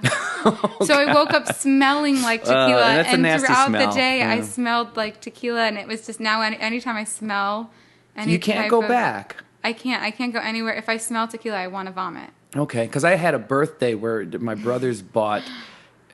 it must have been the cheap. They were both in college. So they bought the cheapest tequila you could find. I don't know. It was something. It was just weird. I don't know where they got it from. It was in giant jugs. You can't do cheap tequila. It was cheap tequila, and I've only been sick on booze twice in my life for some reason. No, that was one time. Yeah, and that was one time, and that was it. No more tequila. Never ever again. And it almost killed us, all of us. One brother fell asleep in his boxers or something, and the other brother's like, oh no, and took a shower in his boxers, ended up on the couch, and my other drunk brother's like, oh no, better cover him, but he's wet, so I should use a plastic garbage bag. No! Almost killed him. Oh my gosh. But then years later, I was doing a show at this place. There was a piano bar that's no longer open in Streeterville or something, and I was playing with this guy, and this guy he's a lot older than I was, but he would have a shot of Patron and chase it with pineapple juice. Oh, and that brought me back. That sounds kind of good. Yeah, so that I had the moment, but now I'm back. I can only handle dark liquor. So do you like rum? Rum is good. I'm more of a whiskey. Oh yeah, straight whiskey. I don't mess around. Straight. Yeah. What do you drink? What's your whiskey of choice? Oh gosh, I wish I could say that I have one. But you're fine. Jameson. Makers. I've recently gotten into Makers, and then. I hate to say it, but Jaeger is my guilty pleasure. If you have a shot, will you have a shot of that? I was known for bringing my own bottle of Jaeger to parties. Really? But not a Jaeger bomb. Well, I would do those too, but no, I would straight up just bring the bottle of Jägermeister and drink it straight out That of the stuff's bottle. nasty straight. I love it. To this day. I love Jaeger. And not even on the rock. Like, will you make like a double No, on I the don't rocks put or it. I don't something? even put it in a glass. I drink it straight You out will of drink the it right from the bottle. Yeah. I'm so. All right, we're gonna have a hang then. Yeah. I'll because I usually I shouldn't be. My using mom like, makes fun of me. She's like, "That's the cheapest, grossest thing you could drink." It's like, what can I say? Whatever part of my German in me is just like. You're German? Is that the? Yeah. Because I like a Jaeger bomb. I like Jaeger bombs. It was bombs. made for like hunting. Like it was to go with your like freshly Jaeger? hunted meat. Yes. What? Like they would season it or no? preserve You're it? supposed to drink it with your like. Oh, meat. you're It's supposed to to be. It was created for like hunters in Germany. But you're a vegan. Well, right. I just caught this vegetarian. I just caught this carrot. Now I'm gonna have some Jaeger. Yeah. That is awesome. So wow, and straight. Yeah, it's the only thing that like I can wake up. I can drink a ton of it and not have a hangover the next day. Now that you're here, do you? Oh, really? Mm-hmm. Okay. Do you live downtown? No. Well, I'm in Lincoln Square. Oh, okay. So I want to. I want to retire in Lincoln Square. Nice. I Because love it. I was in Lincoln Park, and I really liked Lincoln Park. I like being able to walk out of my home and walk to like the restaurants and the areas. So everything right there. Yeah, anybody like not from the area, Lincoln Park's like a north side area. Right now, we're talking about places that are pretty much like north side of Chicago. But yeah, I liked that. But then I wanted to have a kid, and every time I went to the park, it was nothing but like the little monsters with their nannies. And I thought, I don't want a kid here. No. I went to Andersonville, which was really cool. I loved that too. Andersonville's fun. And I was still able to walk to a lot of great restaurants. Right. Like yeah, they've got a Kalo's ton and, of great places there's so there. many great places there. And then came here because this is close to the school. But now I can't really. There's a great sushi place like Which one? 2 blocks from here called Midori. I don't think I've been there yet. Oh my God, I'm not a margarita guy. Oh, they have good margaritas. Are you a margarita person ever? Well, there's tequila in there. But I mean, if it's a really good high end, yes, awesome. like if you can. All right, the chef is like the chef's name is Roberto. And it's Gotta like love something it. out of a movie. It's like that movie Samurai with Tom Cruise, where Yes. he's like, "Oh, he's not Japanese." Well, apparently Roberto, like I think, went through some plight because he was Mexican. He's a Hispanic guy. He's Right. not Japanese. Which yeah. So most sushi chefs, is that what you call them? Yeah, Are sous like, chefs? I don't even know. they're No, like, not sous chefs. They're Sushi. like Mexican. Really? Usually, The have good you ever ones? looked behind a sushi bar? They're always Mexican. Are they always really? Always. Oh man, I thought he was like this anomaly because I don't think I've ever paid that much attention. But Oh, for him, no, they're it's like my always- home sushi place. Right. Oh man, because They're it sounds always- like he had a little bit of a tricky time. I thought, like Oh. because he wasn't, and in the Well, culture and everything. But he had always created sushi. Like, what do you like? The you don't Roberto cook special is sushi. the bomb. Is It's it? like, oh my God, it's so good. But then he's a Mexican guy, so he makes these like he takes pride in like the freshest ingredients. It's the best nice. margarita you've ever had. Oh my So you go gosh. there and you get So the Roberto special. Japanese Meets- sushi meets like Mexico Cabo, City. yeah, Mexico City. It is Margarita. so. Oh my God, you have to do it. I'll have to You go have check to do it out. because the All sushi's right. good too. Okay. It's really now good. I don't eat fish, but Oh my God, that's right. You would go all California roll on it. no, that has Just meat go for in the it margarita. still. Do they? I thought they mostly have like avocado. Crab meat. No, I do. Now here's a fun little tidbit. I have a roll named after me at a sushi restaurant. Where? On Irving in California, Umi Japanese, What? Chicago. Yeah. Because I create this roll everywhere I go because, like, I don't want those boring, lame vegetable sushi Yeah. rolls that they give out. They're like, oh, this is the only vegetarian option, like an avocado roll or like a sweet potato tempura roll. Like, why can't you put a bunch of things in one, and why can't it taste good? Like, you got to always throw those weird pickled things and pickled radishes or something in there. Yeah. Like, I just want a good, like, hearty So roll. you created this? Well, yeah. So I created this roll, and it is called the Sticks roll. And So this is when you had your sticks and rose, or no? yes, but you were in that I area? still have Sticks and Roses as the clothing line. Okay. But But is this when you had that storefront that it you kind of is. created this? Yes, and because it's right down Irving. Wait, so- what's the name of the restaurant again? Umi Chicago. Umi Umi Chicago. Japanese I Chicago. haven't been there. It's really good. It's beautiful inside. It's But like it's called the Sticks. the Sticks, yeah. What's in it? So, and it's not vegan. I just have to put a little precursor out there. You can have it vegan. Will you still get it though? Yes. You'll break your own little. I mean, it's do. yours. You have to. I have to. again, it's like I live life, like, as long as I am doing most of my, like, 99% good. Yeah. I have some cheats now and then. You have your own sushi roll named after you, man. That is so awesome. Yeah. Wow. I'm going to have, well, it's not going to be named after me, but there's a second one that I've created at the same place. Uh-huh. It's not on the menu yet, but if you ask for the bird of paradise, it's another vegetarian. The Sararose is such a great name. Why don't you use the Sararose? Well, I'll have to come up with an. So my dad's nickname is the Birdman. Okay. So, so I go with him on a weekly basis to go get sushi at this restaurant, and that's what we kind of have, like a business recap, like kind Nice. of deal.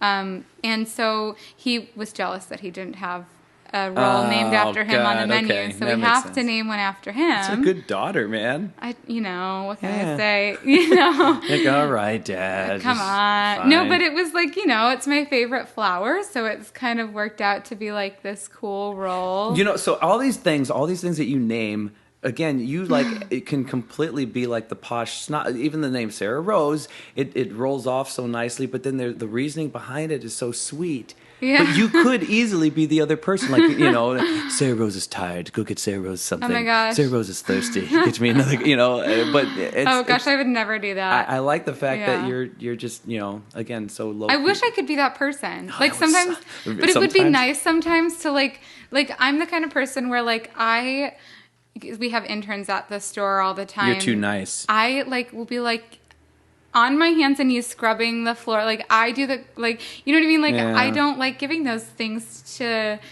interns. Like they can do like the fun glamorous work, and I can do want like them to have taking a out fun the trash experience. and like all of that Oh, sort dude, of that's- tedious things. yeah. So I wish I could be a different, I wish I could be Miranda from The Devil Wears Prada, but that's never gonna be the case. Like I have tried, I don't know how to do it. If I could have like a tougher enough. backbone, that would be awesome. But Sararose is tired. yes, Yeah. this is isn't that how Lady Gaga dresses herself? Does she actually do Oh that? my gosh, Lady Gaga needs a sandwich. No, I mean, even when you like do something that could be cool or even snotty, you even did that in a nice, sweet way. Because you could have said, Sararose wants a sushi roll named after her. Like you could have gone that way. Yeah. But I guess that would have changed the whole thing. Like, it would have been like, yeah, we'll call it bitch. Right. No, my dad actually was the one that kept saying you should put it on the menu because I just And they did it. That is Yeah. so. I gotta go now. Well, I've never been there. Yeah, you should check it out. So They're then, amazing. I love their sushi. But I'm gonna go there. I'm gonna take a picture of it and I'll put it on the it's the delicious. chat on the People website. actually order it. Like It's become people a actually thing. order it that order like fish sushi too. Okay, So, I have to step back again and go back to your stuff though. I guess I have to. So your store obviously does well. Yeah. Back to your first store, the Sticks and Roses. yeah, I mean it's been a process. Okay, so but it does what you get in there. You're doing it. Yeah. Are you able to use your reputation at this point to help out too? I mean, as far as Yeah, I think that like your clients, where were they coming from? Were they coming? I do a lot of word of mouth. So, and I think that has a lot to do with my personality. Again, is I try to talk to I'm if there's anything that I can say that I'm good at, it is just that I like to talk to people and hear their stories, and I like to be a people person, even though Nice. I'm an introvert. It's kind of like this weird. I can handle one-on-one. When I'm like in mass groups, I like really freak out. But so I think that I don't know. People maybe just can relate to that. Like it makes fashion more relatable to have someone who's not judging you when you walk in, and because I hate going shopping and going into places where I'm like, oh my god, I didn't wear the right outfit. Oh my gosh, I didn't wear the right shoes. I didn't get a manicure. Like all of the sales associates are going to be judging me now. Like you know what I mean? And one of the things that I wanted to just take with me in my boutique and my line is that that people feel comfortable being themselves and coming into the store and being around me, because if they're not comfortable, then why would they keep coming back? Yeah. And so I had an awesome woman that I worked alongside during my internship who, I mean, she is amazing. Her name is Amy, and she just was a sales like monster, but like in an amazing way. Like she was like the Monsters Incorporated, like Sully and Mike. You know, like the nice one, but like it was like you couldn't help but be like, oh, I'll just buy everything you're handing to me because like you're just that awesome. But she kind of taught me that it was like, even if you're sending someone to a different store to get something, like, and you're not selling them what you have at your space, like it's about being honest with them and like making sure that you're trying to do the best that you can with them, because then they're going to have this relationship with you that they know they can trust. Wow. That you're not going to like lead them astray. That or is just so great. Be a sale. Because the whole, I mean, that twofold thing, because if a product is great and people love the product, they're going to come back and get the product. But I mean, if you make it an experience overall, it just, right. Because there's going to be some point in time, not everybody is that vain to where, oh, I can't help it, it's so good, I have to have it, I don't care that they're terrible people. I'm not that person. No, me neither. That's going to turn people away at some point. Completely. You know, but I feel, so I work in film a little bit, and one thing I always try to do, if I were directing something or just anything, people getting involved should feel like they're guests, even then. I've never been a good kind of dictator with that stuff. I think it just goes around, because when they walk away, they're going to want to come back. Totally. And I think the funny thing is that when you start meeting people that are very successful within the arts and, celebrities, quote unquote, like the amazing ones are like the most down to earth people that you will ever like meet. I mean, from my experience. Now maybe I've just met some very nice celebrities. I don't know. But I mean, the producer of the Titanic and Avatar, I was at his house for a friend's wedding. Mm-hmm. And I mean, this guy, he's got Oscars and, awards all over. Which guy is that? What is John Landau. Okay. And this big teddy bear of a guy, like his house literally looks just like the Avatar world, Pandora. Like really? He's got LED lights in the trees at night with like the music going, and gosh. I mean, he has this outlandish house and lifestyle and like his life, his career. But like so her wedding was at his house, and at the end of the wedding, everyone, he included, like jumping into his pool with clothes on. Like, you know what I mean? It's just like such a good guy. And so I think that that you give and you get what you get. You know what I mean? Like there are people out there that understand hard work and being nice, and so I have been fortunate enough to meet those kinds of people. Man, so you've run into, well, I guess I want to finish your tale before, but because you've run into celebs and you've done some pretty amazing things. Yeah. Did that happen after creating the new store on Oak Street, or before? Yeah. So what picked up? Because I've heard, and I don't know what. Oh well, the new store, I should say, that happened. I had the old space. Okay. Not Irving Park now. Was there another one after Irving Park, or right now? I have Irving Park, or I had Irving Park, and now we're at Oak Street. Okay. Yeah. So how long has the Oak Street? Since this past December. Okay. So then before, or like what happened? Because I thought I heard that when there have been celebrities, is it for movies or just like who? You're running in some cool circles. Yeah. So when did that happen? How did that happen? Again, organically. Like I don't ever like to force situations to happen. Uh-huh. It probably like irks a lot of people because, there could be a celebrity standing 10 feet away from me. I will not approach them. Like I won't go up and ask for an autograph. If I'm supposed to meet that person, it'll happen eventually. Wow. So I let it kind of just play its cards, and usually it works out that I end up somehow meeting someone that knows that person, and we're at the same party or same event, and so I don't know. I mean, I was like, what was the first kind of celebrity type thing that happened while you had your Irving Park? That became a gig for you. With you had your own space, your own shop. You're doing your line, and then all of a sudden, like what was one of your first? Because I'm not sure what the gig would even be for you. I mean, I guess I don't even know. Is it like the newscast? So- Like, did I hear you do something with the newscasters as well, or no? Yeah, I do. What's that? So I've done styling for like news broadcasters, radio DJs Here in Chicago. Here in Chicago. Is it primarily a news team that you worked for, or an No, individual? Like you're like Linda Hughes. No, and actually, I'd like to Keep names out of it.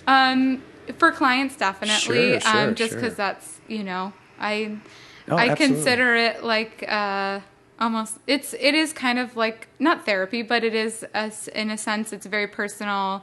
Because you're talking experience. fashion and and it's that's very cool. their tastes and likes and dislikes. But no, I love being able to work with women especially, but power women that are just doing their thing and following their dreams and doing it really well.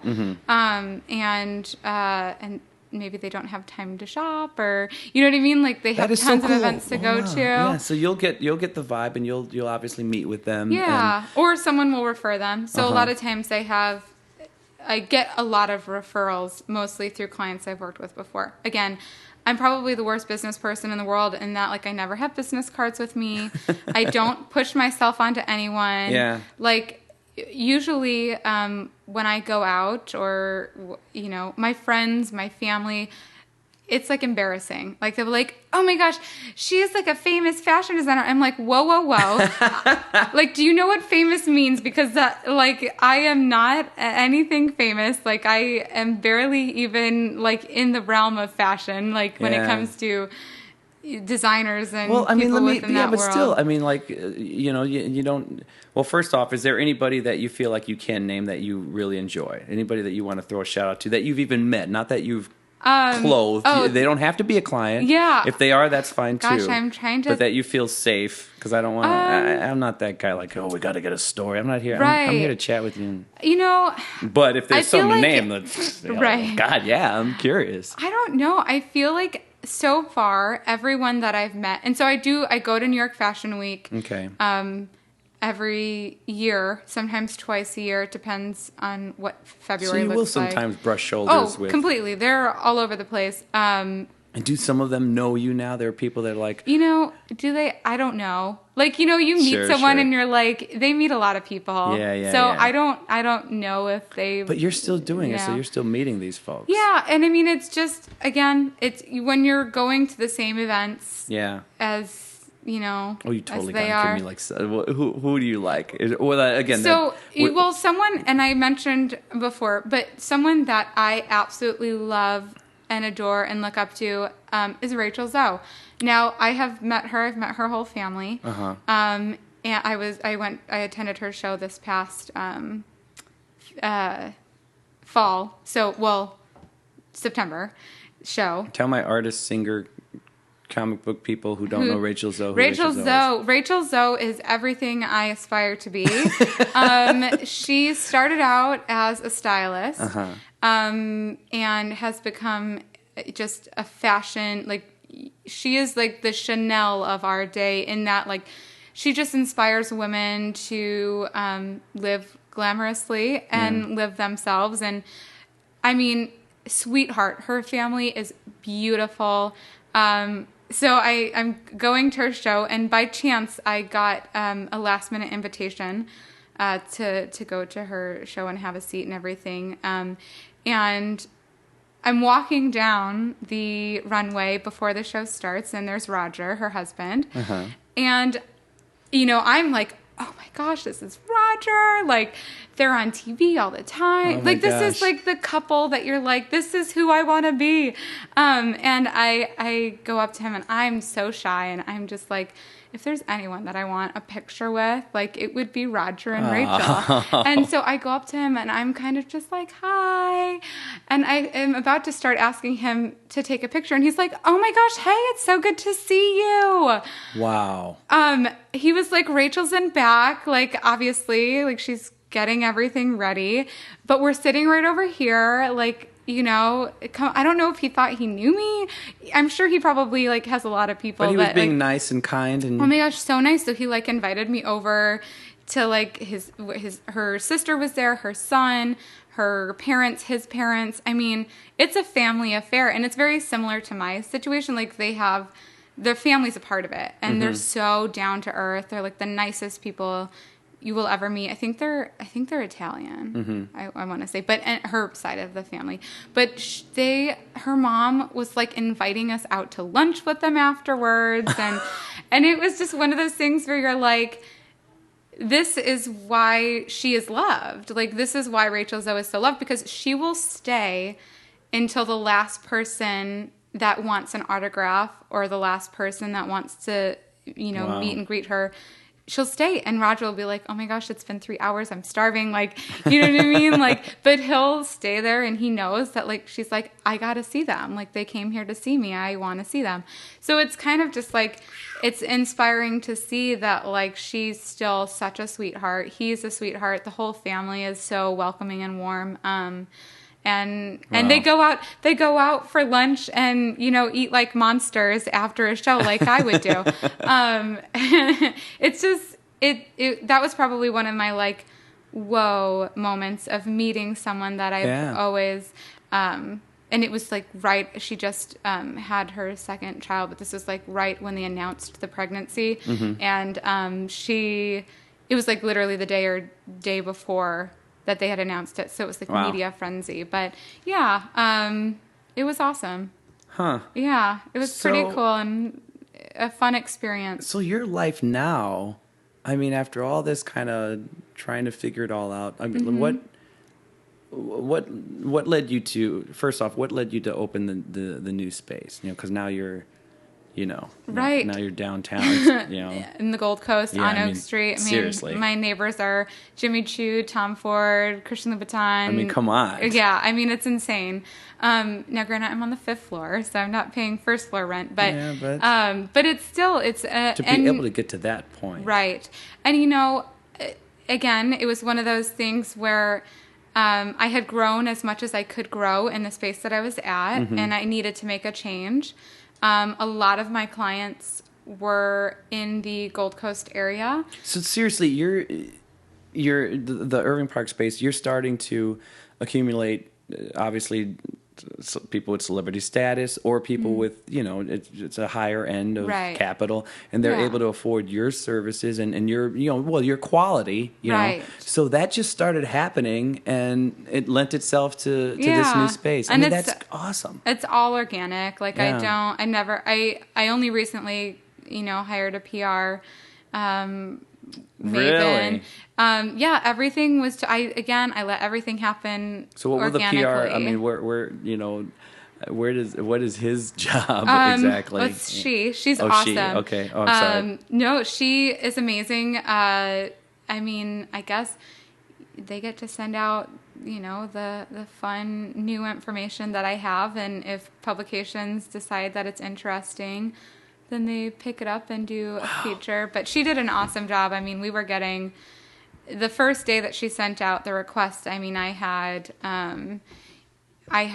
got calls from all of the top Chicago publication magazines. Just like that. Just so like she did her job. Wow. She did. Yeah, she was worth every penny. Wow. It's just something. So your life now, like you launch your line when it's time. Yes. People will obviously seek out your space through reputation or whatever. I would, they go and there you are. But then on top of that, you have then a personal client list. Right. Yeah. So and then I mean, I don't know where I even thought I heard, like, there are even times like, is it mainly Chicago based, or will you work with either a business person or a celebrity coming into town for whatever? If it is a movie or if it is some kind of, I don't know. I have no idea, and I don't want to. But I mean, you'll even get that type of outside business. Or is it mainly here? It's mainly here. I do a lot of, so with the styling, I work with a lot of women that are in the public eye a lot, whether for TV segments or book signings, or they're just always around people. So the book signing is interesting. Is that will you deal with somebody who I'm going to Chicago. Right. Before my book signing, you're the person, or is it somebody who's more or less, I'm from Chicago and it depends. It depends because most likely a person coming from outside of Chicago is probably going to have someone like when I just know nothing about this world at this level, especially. So I've learned enough, but now it's like, how? What? For my clients that I have here, like when they travel, I pack for them. So like I will put together all of their looks beforehand, have them all organized, tell them exactly what they're wearing it for. That is so cool. Wow. And then I'll have, the fun thing is like, that fun? That sounds, it's amazing. And then I get texts, I'll get like the texts of people in the mirror, like, is this outfit okay? Like, what should I wear on a first date? You're an expert for them. I try. Yeah. So like in some ways, you never had to grow up. Like you. But I mean, you have like real life Barbie dolls. Oh, it is true. Think about it. You have human. You get to dress. I do. It's so much fun. I love obviously being in control of people's wardrobes. That is awesome. That's so cool. Yeah, it's my definitely my favorite part. I do love designing, but styling is my absolute favorite. And like in like personal wardrobe styling, like there's stylists for editorial spreads and things like that, but those are where does your expertise kind of sit, or is it all across the board? I do editorial spreads and things like that, but I much prefer being in someone's home, in their closet, and putting together looks for their everyday life. It's like fun to like be a part of someone's first date or their job interview, or they're on for a segment and I get to like watch and be a part of whatever segment they're on. And so are you like a scientist in that way? Like it is a science. Like I feel so weird. Like you look at somebody like me and you're like, okay, what you have to do, what I would do to you, and then you're like figuring out these things. Like, do you just naturally do that because you're an expert? It's what you. Well, I don't want people thinking that I'm judging them and what they're wearing. But all it doesn't the time. sound. I don't think it's judgmental. I think. But I am constantly thinking of like, how can I improve that? How can I you make it complete and. Yeah, so it is. But it is like I am realizing more and more. It is a science. Mm-hmm. It is math. Like it is geometry. It is styling. Geometry. That's awesome. Your butt's really big. So here's what we need to do. You have to balance that out. Yeah. So, but it is like it's a fun kind of world to be in, and then I get to be around clothes all the time. Which Good for you, man. This really is so fun. cool. That, I mean, the way you kind of let it all sort of come to you. Yet, it's not like you were like, whatever, chilling on the couch. You also, when you got to be active. Yeah, when you had your whim, you went for it. Right. I mean, even the Vegas thing, trying. You gotta always try. Yeah, you gotta fail like a million times before you succeed once, right? Yeah. Oh, no. So I think. Yeah, by no means. Like I get to, some fun things that I get to do is I get to go to schools or have kids come into my store and talk to them about the fashion world. And like usually they're aspiring artists, fashion designers. And I like to be real and honest about it because it looks like a very glamorous job. But 90% of the time you are hauling ass. Like, I'm carrying like 100 pounds of fabric or, hundreds of pounds of clothing to clients' homes or to a photo shoot. And we're working 15 to 18 hours a day, no breaks, no eating. Like, it's an intense industry. I don't think most people understand how gruesome and sweaty and gross it is. I'm trying to picture you in that atmosphere too. Oh my gosh. It's so, And I refuse to let people help me carry things. I don't know what it is. I don't know what it is. You're so tiny. I don't know what it is. I have to do it all myself. But even in this kind of high stress sort of climate, I'm trying to picture you seem so laxed and in a good way. You really, you're a very pleasant person. Well, thank you. I'm trying to picture you with like now go. Oh, I wouldn't do. I probably don't do that. Thing. It's not my even thing. when it gets to because it sounds like a high pressure. It is. High pressure. I try to handle it. I'm sure there's some situations like in fashion shows.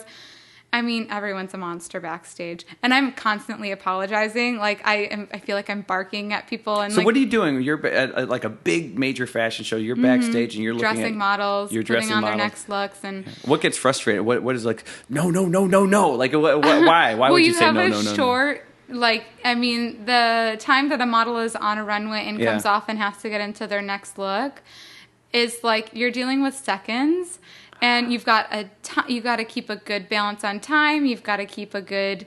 So the designers are actually helping them dress, or no, I mean, not really? Yes. I mean, I do, because obviously You're I don't want to have... hands-on Well, I'm hands-on. I like to put things together the way I like to put... But a lot of times designers will hire a stylist to put their shows togetger and have assistants backstage. But I mean, I don't know. That just seems like I don't need to do that. Like, I can do it myself. What do you want to do next? Oh, my gosh. I want to write a book. I have a book. On your personal plight or on fashion? Or a little bit of both? A lot of different things. Kind of similar to the store, just lifestyle. Like, you know, living life and trying to be sane. Oh, really? Like a viewpoint, kind of like a try this view of life, like a life view. I wanted sort of to help book? simplify people's lives. Wow, not just in the area of fashion. Not just fashion, like you know, I'm into numerology, and my number is 5, and so everything in my life can be simplified into 5 categories or 5 steps or 5 elements, and so I just have this, you know, I have this vision of simplifying people's lives into 5 categories, and within that 5 more categories that like break it down and make it super easy and you know, just make life simple and glamorous. So that is actually my New Year's resolution. I've got like the structure of it. I just have to sit down and do the tedious like actual writing and photography behind it. Oh my God. So that's next. And then as far as the fashion world goes right now, it's just steady the course. Just stay on course and keep doing styling. what you're doing. I mean, I do the collection, but I'd love to just keep, you know, growing my clientele list for styling. It's what I love the most, and you know, not celebrity clientele. Like, I mean, that's always fun, but my favorite is being with the everyday woman or everyday man who like just needs help. You know, they want to look fabulous and go into life ready for it. What is the percentage? Is it like 60% female clientele, 40%, or is it 80, 20? I probably would have a lot higher of a male clientele if I took them on more frequently, but because I don't do men's wear, I have wanted to stay focused on. So what do you do for the mostly. men then? If well, you're not making... I go shopping, or I That is so cool. Yeah. Wow, no kidding. Yeah, so I go into. So for people that don't really know what like a stylist does, I'm one of those people. So because people are like, that's so foreign, why would I even need one? I go to someone's home, or I have like an initial consultation at my office and figure out exactly. I mean, I break it down like it's like the paperwork you fill out at a doctor's office. Like, I ask a million questions and figure out where you're at in life and what you do and your regular activities and your routines and what you're looking for, how much you spend, how much you want to save. I mean, it's financial. It is, you know, stress reducing, making life easier. Women that don't have time to like go shopping, or men that don't have time to go shopping because they're busy in the boardroom or whatever. So then I go into their homes and I go through their entire closet. I mean, I take every single piece out. I look through every single thing, make them try it on, make sure it fits well, make sure it looks like it's well kept and cared for, make sure if it needs to go to the dry cleaners or if it needs to be tailored at all or if it just needs to go. And then I organize it all. I put it back in, color coded, and you know, categorized. Oh, wow! Make it look beautiful. And then I take an assessment of what is missing or what I think would be beneficial to their closet that would make life a lot easier. My big thing is saving people money. Like, I want people to stop spending the meaningless money on the pieces that stay in the closet with the tags on, and you know, like I want to narrow those down, cut those out, so that you can actually spend more time wearing clothes that you actually do love, and you know, spending money where you would rather be spending it. So, yeah. Look at you, making the world a better place. It's not such a superficial industry after all. It really isn't. No. Well, especially hearing your viewpoint. I mean, they could, if they were smart, if the industry were smart, they would just find someone like you, or there you are, there's you. I mean, you should be a different sort of spokesperson for this, because this is just these are the things that people don't know that they should know, because they do create kind of this weird, transparent view of people who work in your industry. I think they want it to be glamorous. They want it to look now, glamorous. there are some people who kind of feed into it, too. For sure. That does not help. A lot of people like it. That does not help. A lot of the people that have money like it. Yeah, of course. The everyday, like, Jane and Joe, they're like, I mean, it's fun to look at a magazine and see that, but, like, in your real everyday life, that's not going to be something that you're going to be wearing. It's not really beneficial or meaningful. If we have to do like a sequel to this film, I have this indie film coming out. It's like action thing. I'm totally gonna at least I'm gonna shoot you a text of the jacket they make me wear, and like, what do you think? Do I look like I should fight people and jump in a car like this? Oh my gosh, I love it. Well, this has been awesome. This is technically I've said this every 2 or 3 podcasts. I'm like, this is the longest podcast. This might be Yeah, no, this was. You have so many layers. You have so many great stories. Insane. No, this was. I hope you enjoyed this. I definitely did. Thank you so much. No, and then when the book, we'll bring you back whenever the book happens. I want to see Hopefully all it happens. Resolutions. I was supposed to learn French last year. It didn't happen. So. Well, so where would you like people to kind of be directed to? Right to sararose.com? Is that the best? So we have sticksandroses.com. How do you spell sticks in that? Are you spelling it like... No, it's the band S-T-I-X. Okay. S-T-I-X. S-T-I-X and roses. And roses, all spelled out. Sticksandroses.com. Mm-hmm. Okay. And then it's Sarah Rose on Oak if people want to come visit us. But you can schedule your appointments online. Yeah. Our website just kind of got like this big makeover. So hopefully it makes life more efficient for our And you're clients. telling people like they can, obviously there's a certain... sort of fiscally sound client. But at the same time, if you're, an upper middle class person, don't be afraid to at least give you a call and why not and see. Yeah, I mean, it's one of those things where people are like, you have to pick a genre and stick to it. But it's like, I don't. I refuse to be stuck in one genre because I want to be able to help every kind of person. And I can do it. I can... You're the superhero of the fashion world. You're like the normal person. Make me a cape. You're asking me? No, that is the one thing I can do. Yeah. Oh, my gosh. Well, I'll have to go to your home. I have to look at your blankets and figure out which blanket or towel fits the best cape. Yeah. You need a cape. You brought it all full circle. Yeah. No, it is true. You're just so well-rounded and so... You're normal.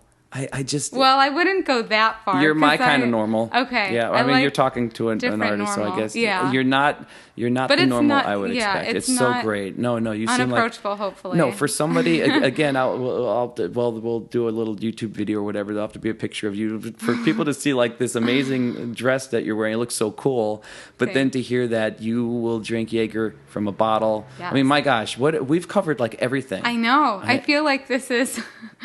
There's a lot out there in the world now that how do you feel about that? It's gonna be scary.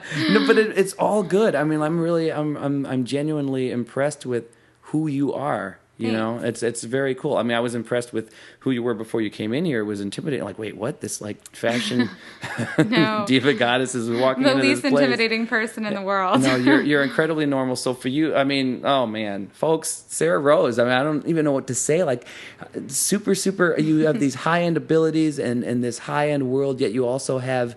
All worlds covered, and you couldn't be nicer, you couldn't be sweeter, you couldn't be more normal for somebody who works. You make it very easy. Oh, I hope so. It was very, very easy to talk. Oh, good. No, but you're awesome. Oh, well, thanks. Thank you for having me in this little podcast. I've never done your this first type. podcast. Yeah, so it was fun. I feel like now I can add I one day want to be like a disc jockey or something. You want to try this? Yeah, I just want to. I mean, I could never. I don't know if I'd be good at organizing and I could just sit there and talk about random things. Yeah. I don't know if I could do the actual business part of it. I mean, it all, it all becomes business after the fact. Right. But this here is purely there was for the joy. My least intimidating interview of any kind. Yeah, usually I'm stuttering and my mind goes blank. And do they not give you coffee and Irish cream? They don't. Oh. And it's like they send you the questions beforehand to kind of have you prepped, and that just I just never want to study for tests because then I would just forget everything. But then you're thinking too much. Right, you're thinking too much. You're like, wait, did I say everything I wanted to say? Did I say it appropriately?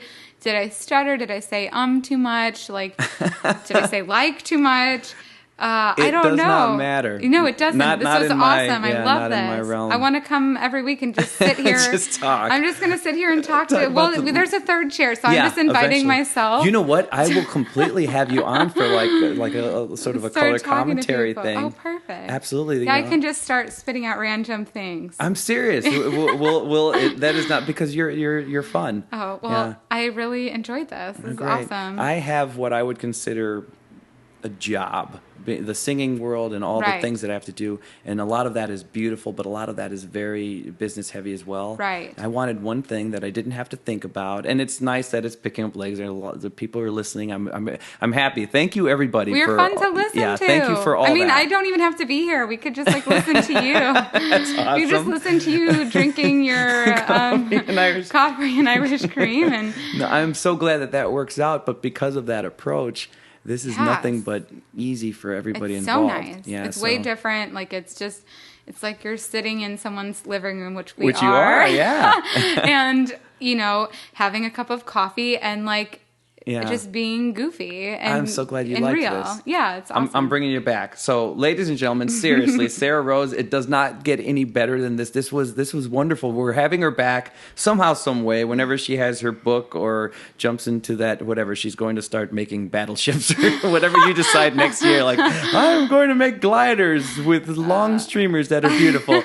Anyway, this is the most pleasant, wonderful surprise going into this. I mean, this was as blind date as it gets for me on one of these podcasts. I couldn't be happier. It was so amazing. I'm going to have you back when we have. I'll explain later how eventually I'm going to start bringing in past guests when I have winemakers and stuff. I don't want to just sit there trying the wine by myself or something or things like that. That'd be really cool. Okay, so we'll do that one way or another. I'm going to have you back on here. Sweet. Before you have anything to even talk about, I'll have you back on just to be you and hang out with me. Simple. Just sit here. You're going to hang out with me. They'll just be microphones, so no big deal. Awesome. Ladies and gentlemen, love her. I'm telling you, just love her because I love her now. So find Sararose any way, shape, or any way you can. Just find her. I hope you enjoyed this. I had a blast. So enjoy your day, enjoy your week, enjoy your month, enjoy your year. Just go find your smile.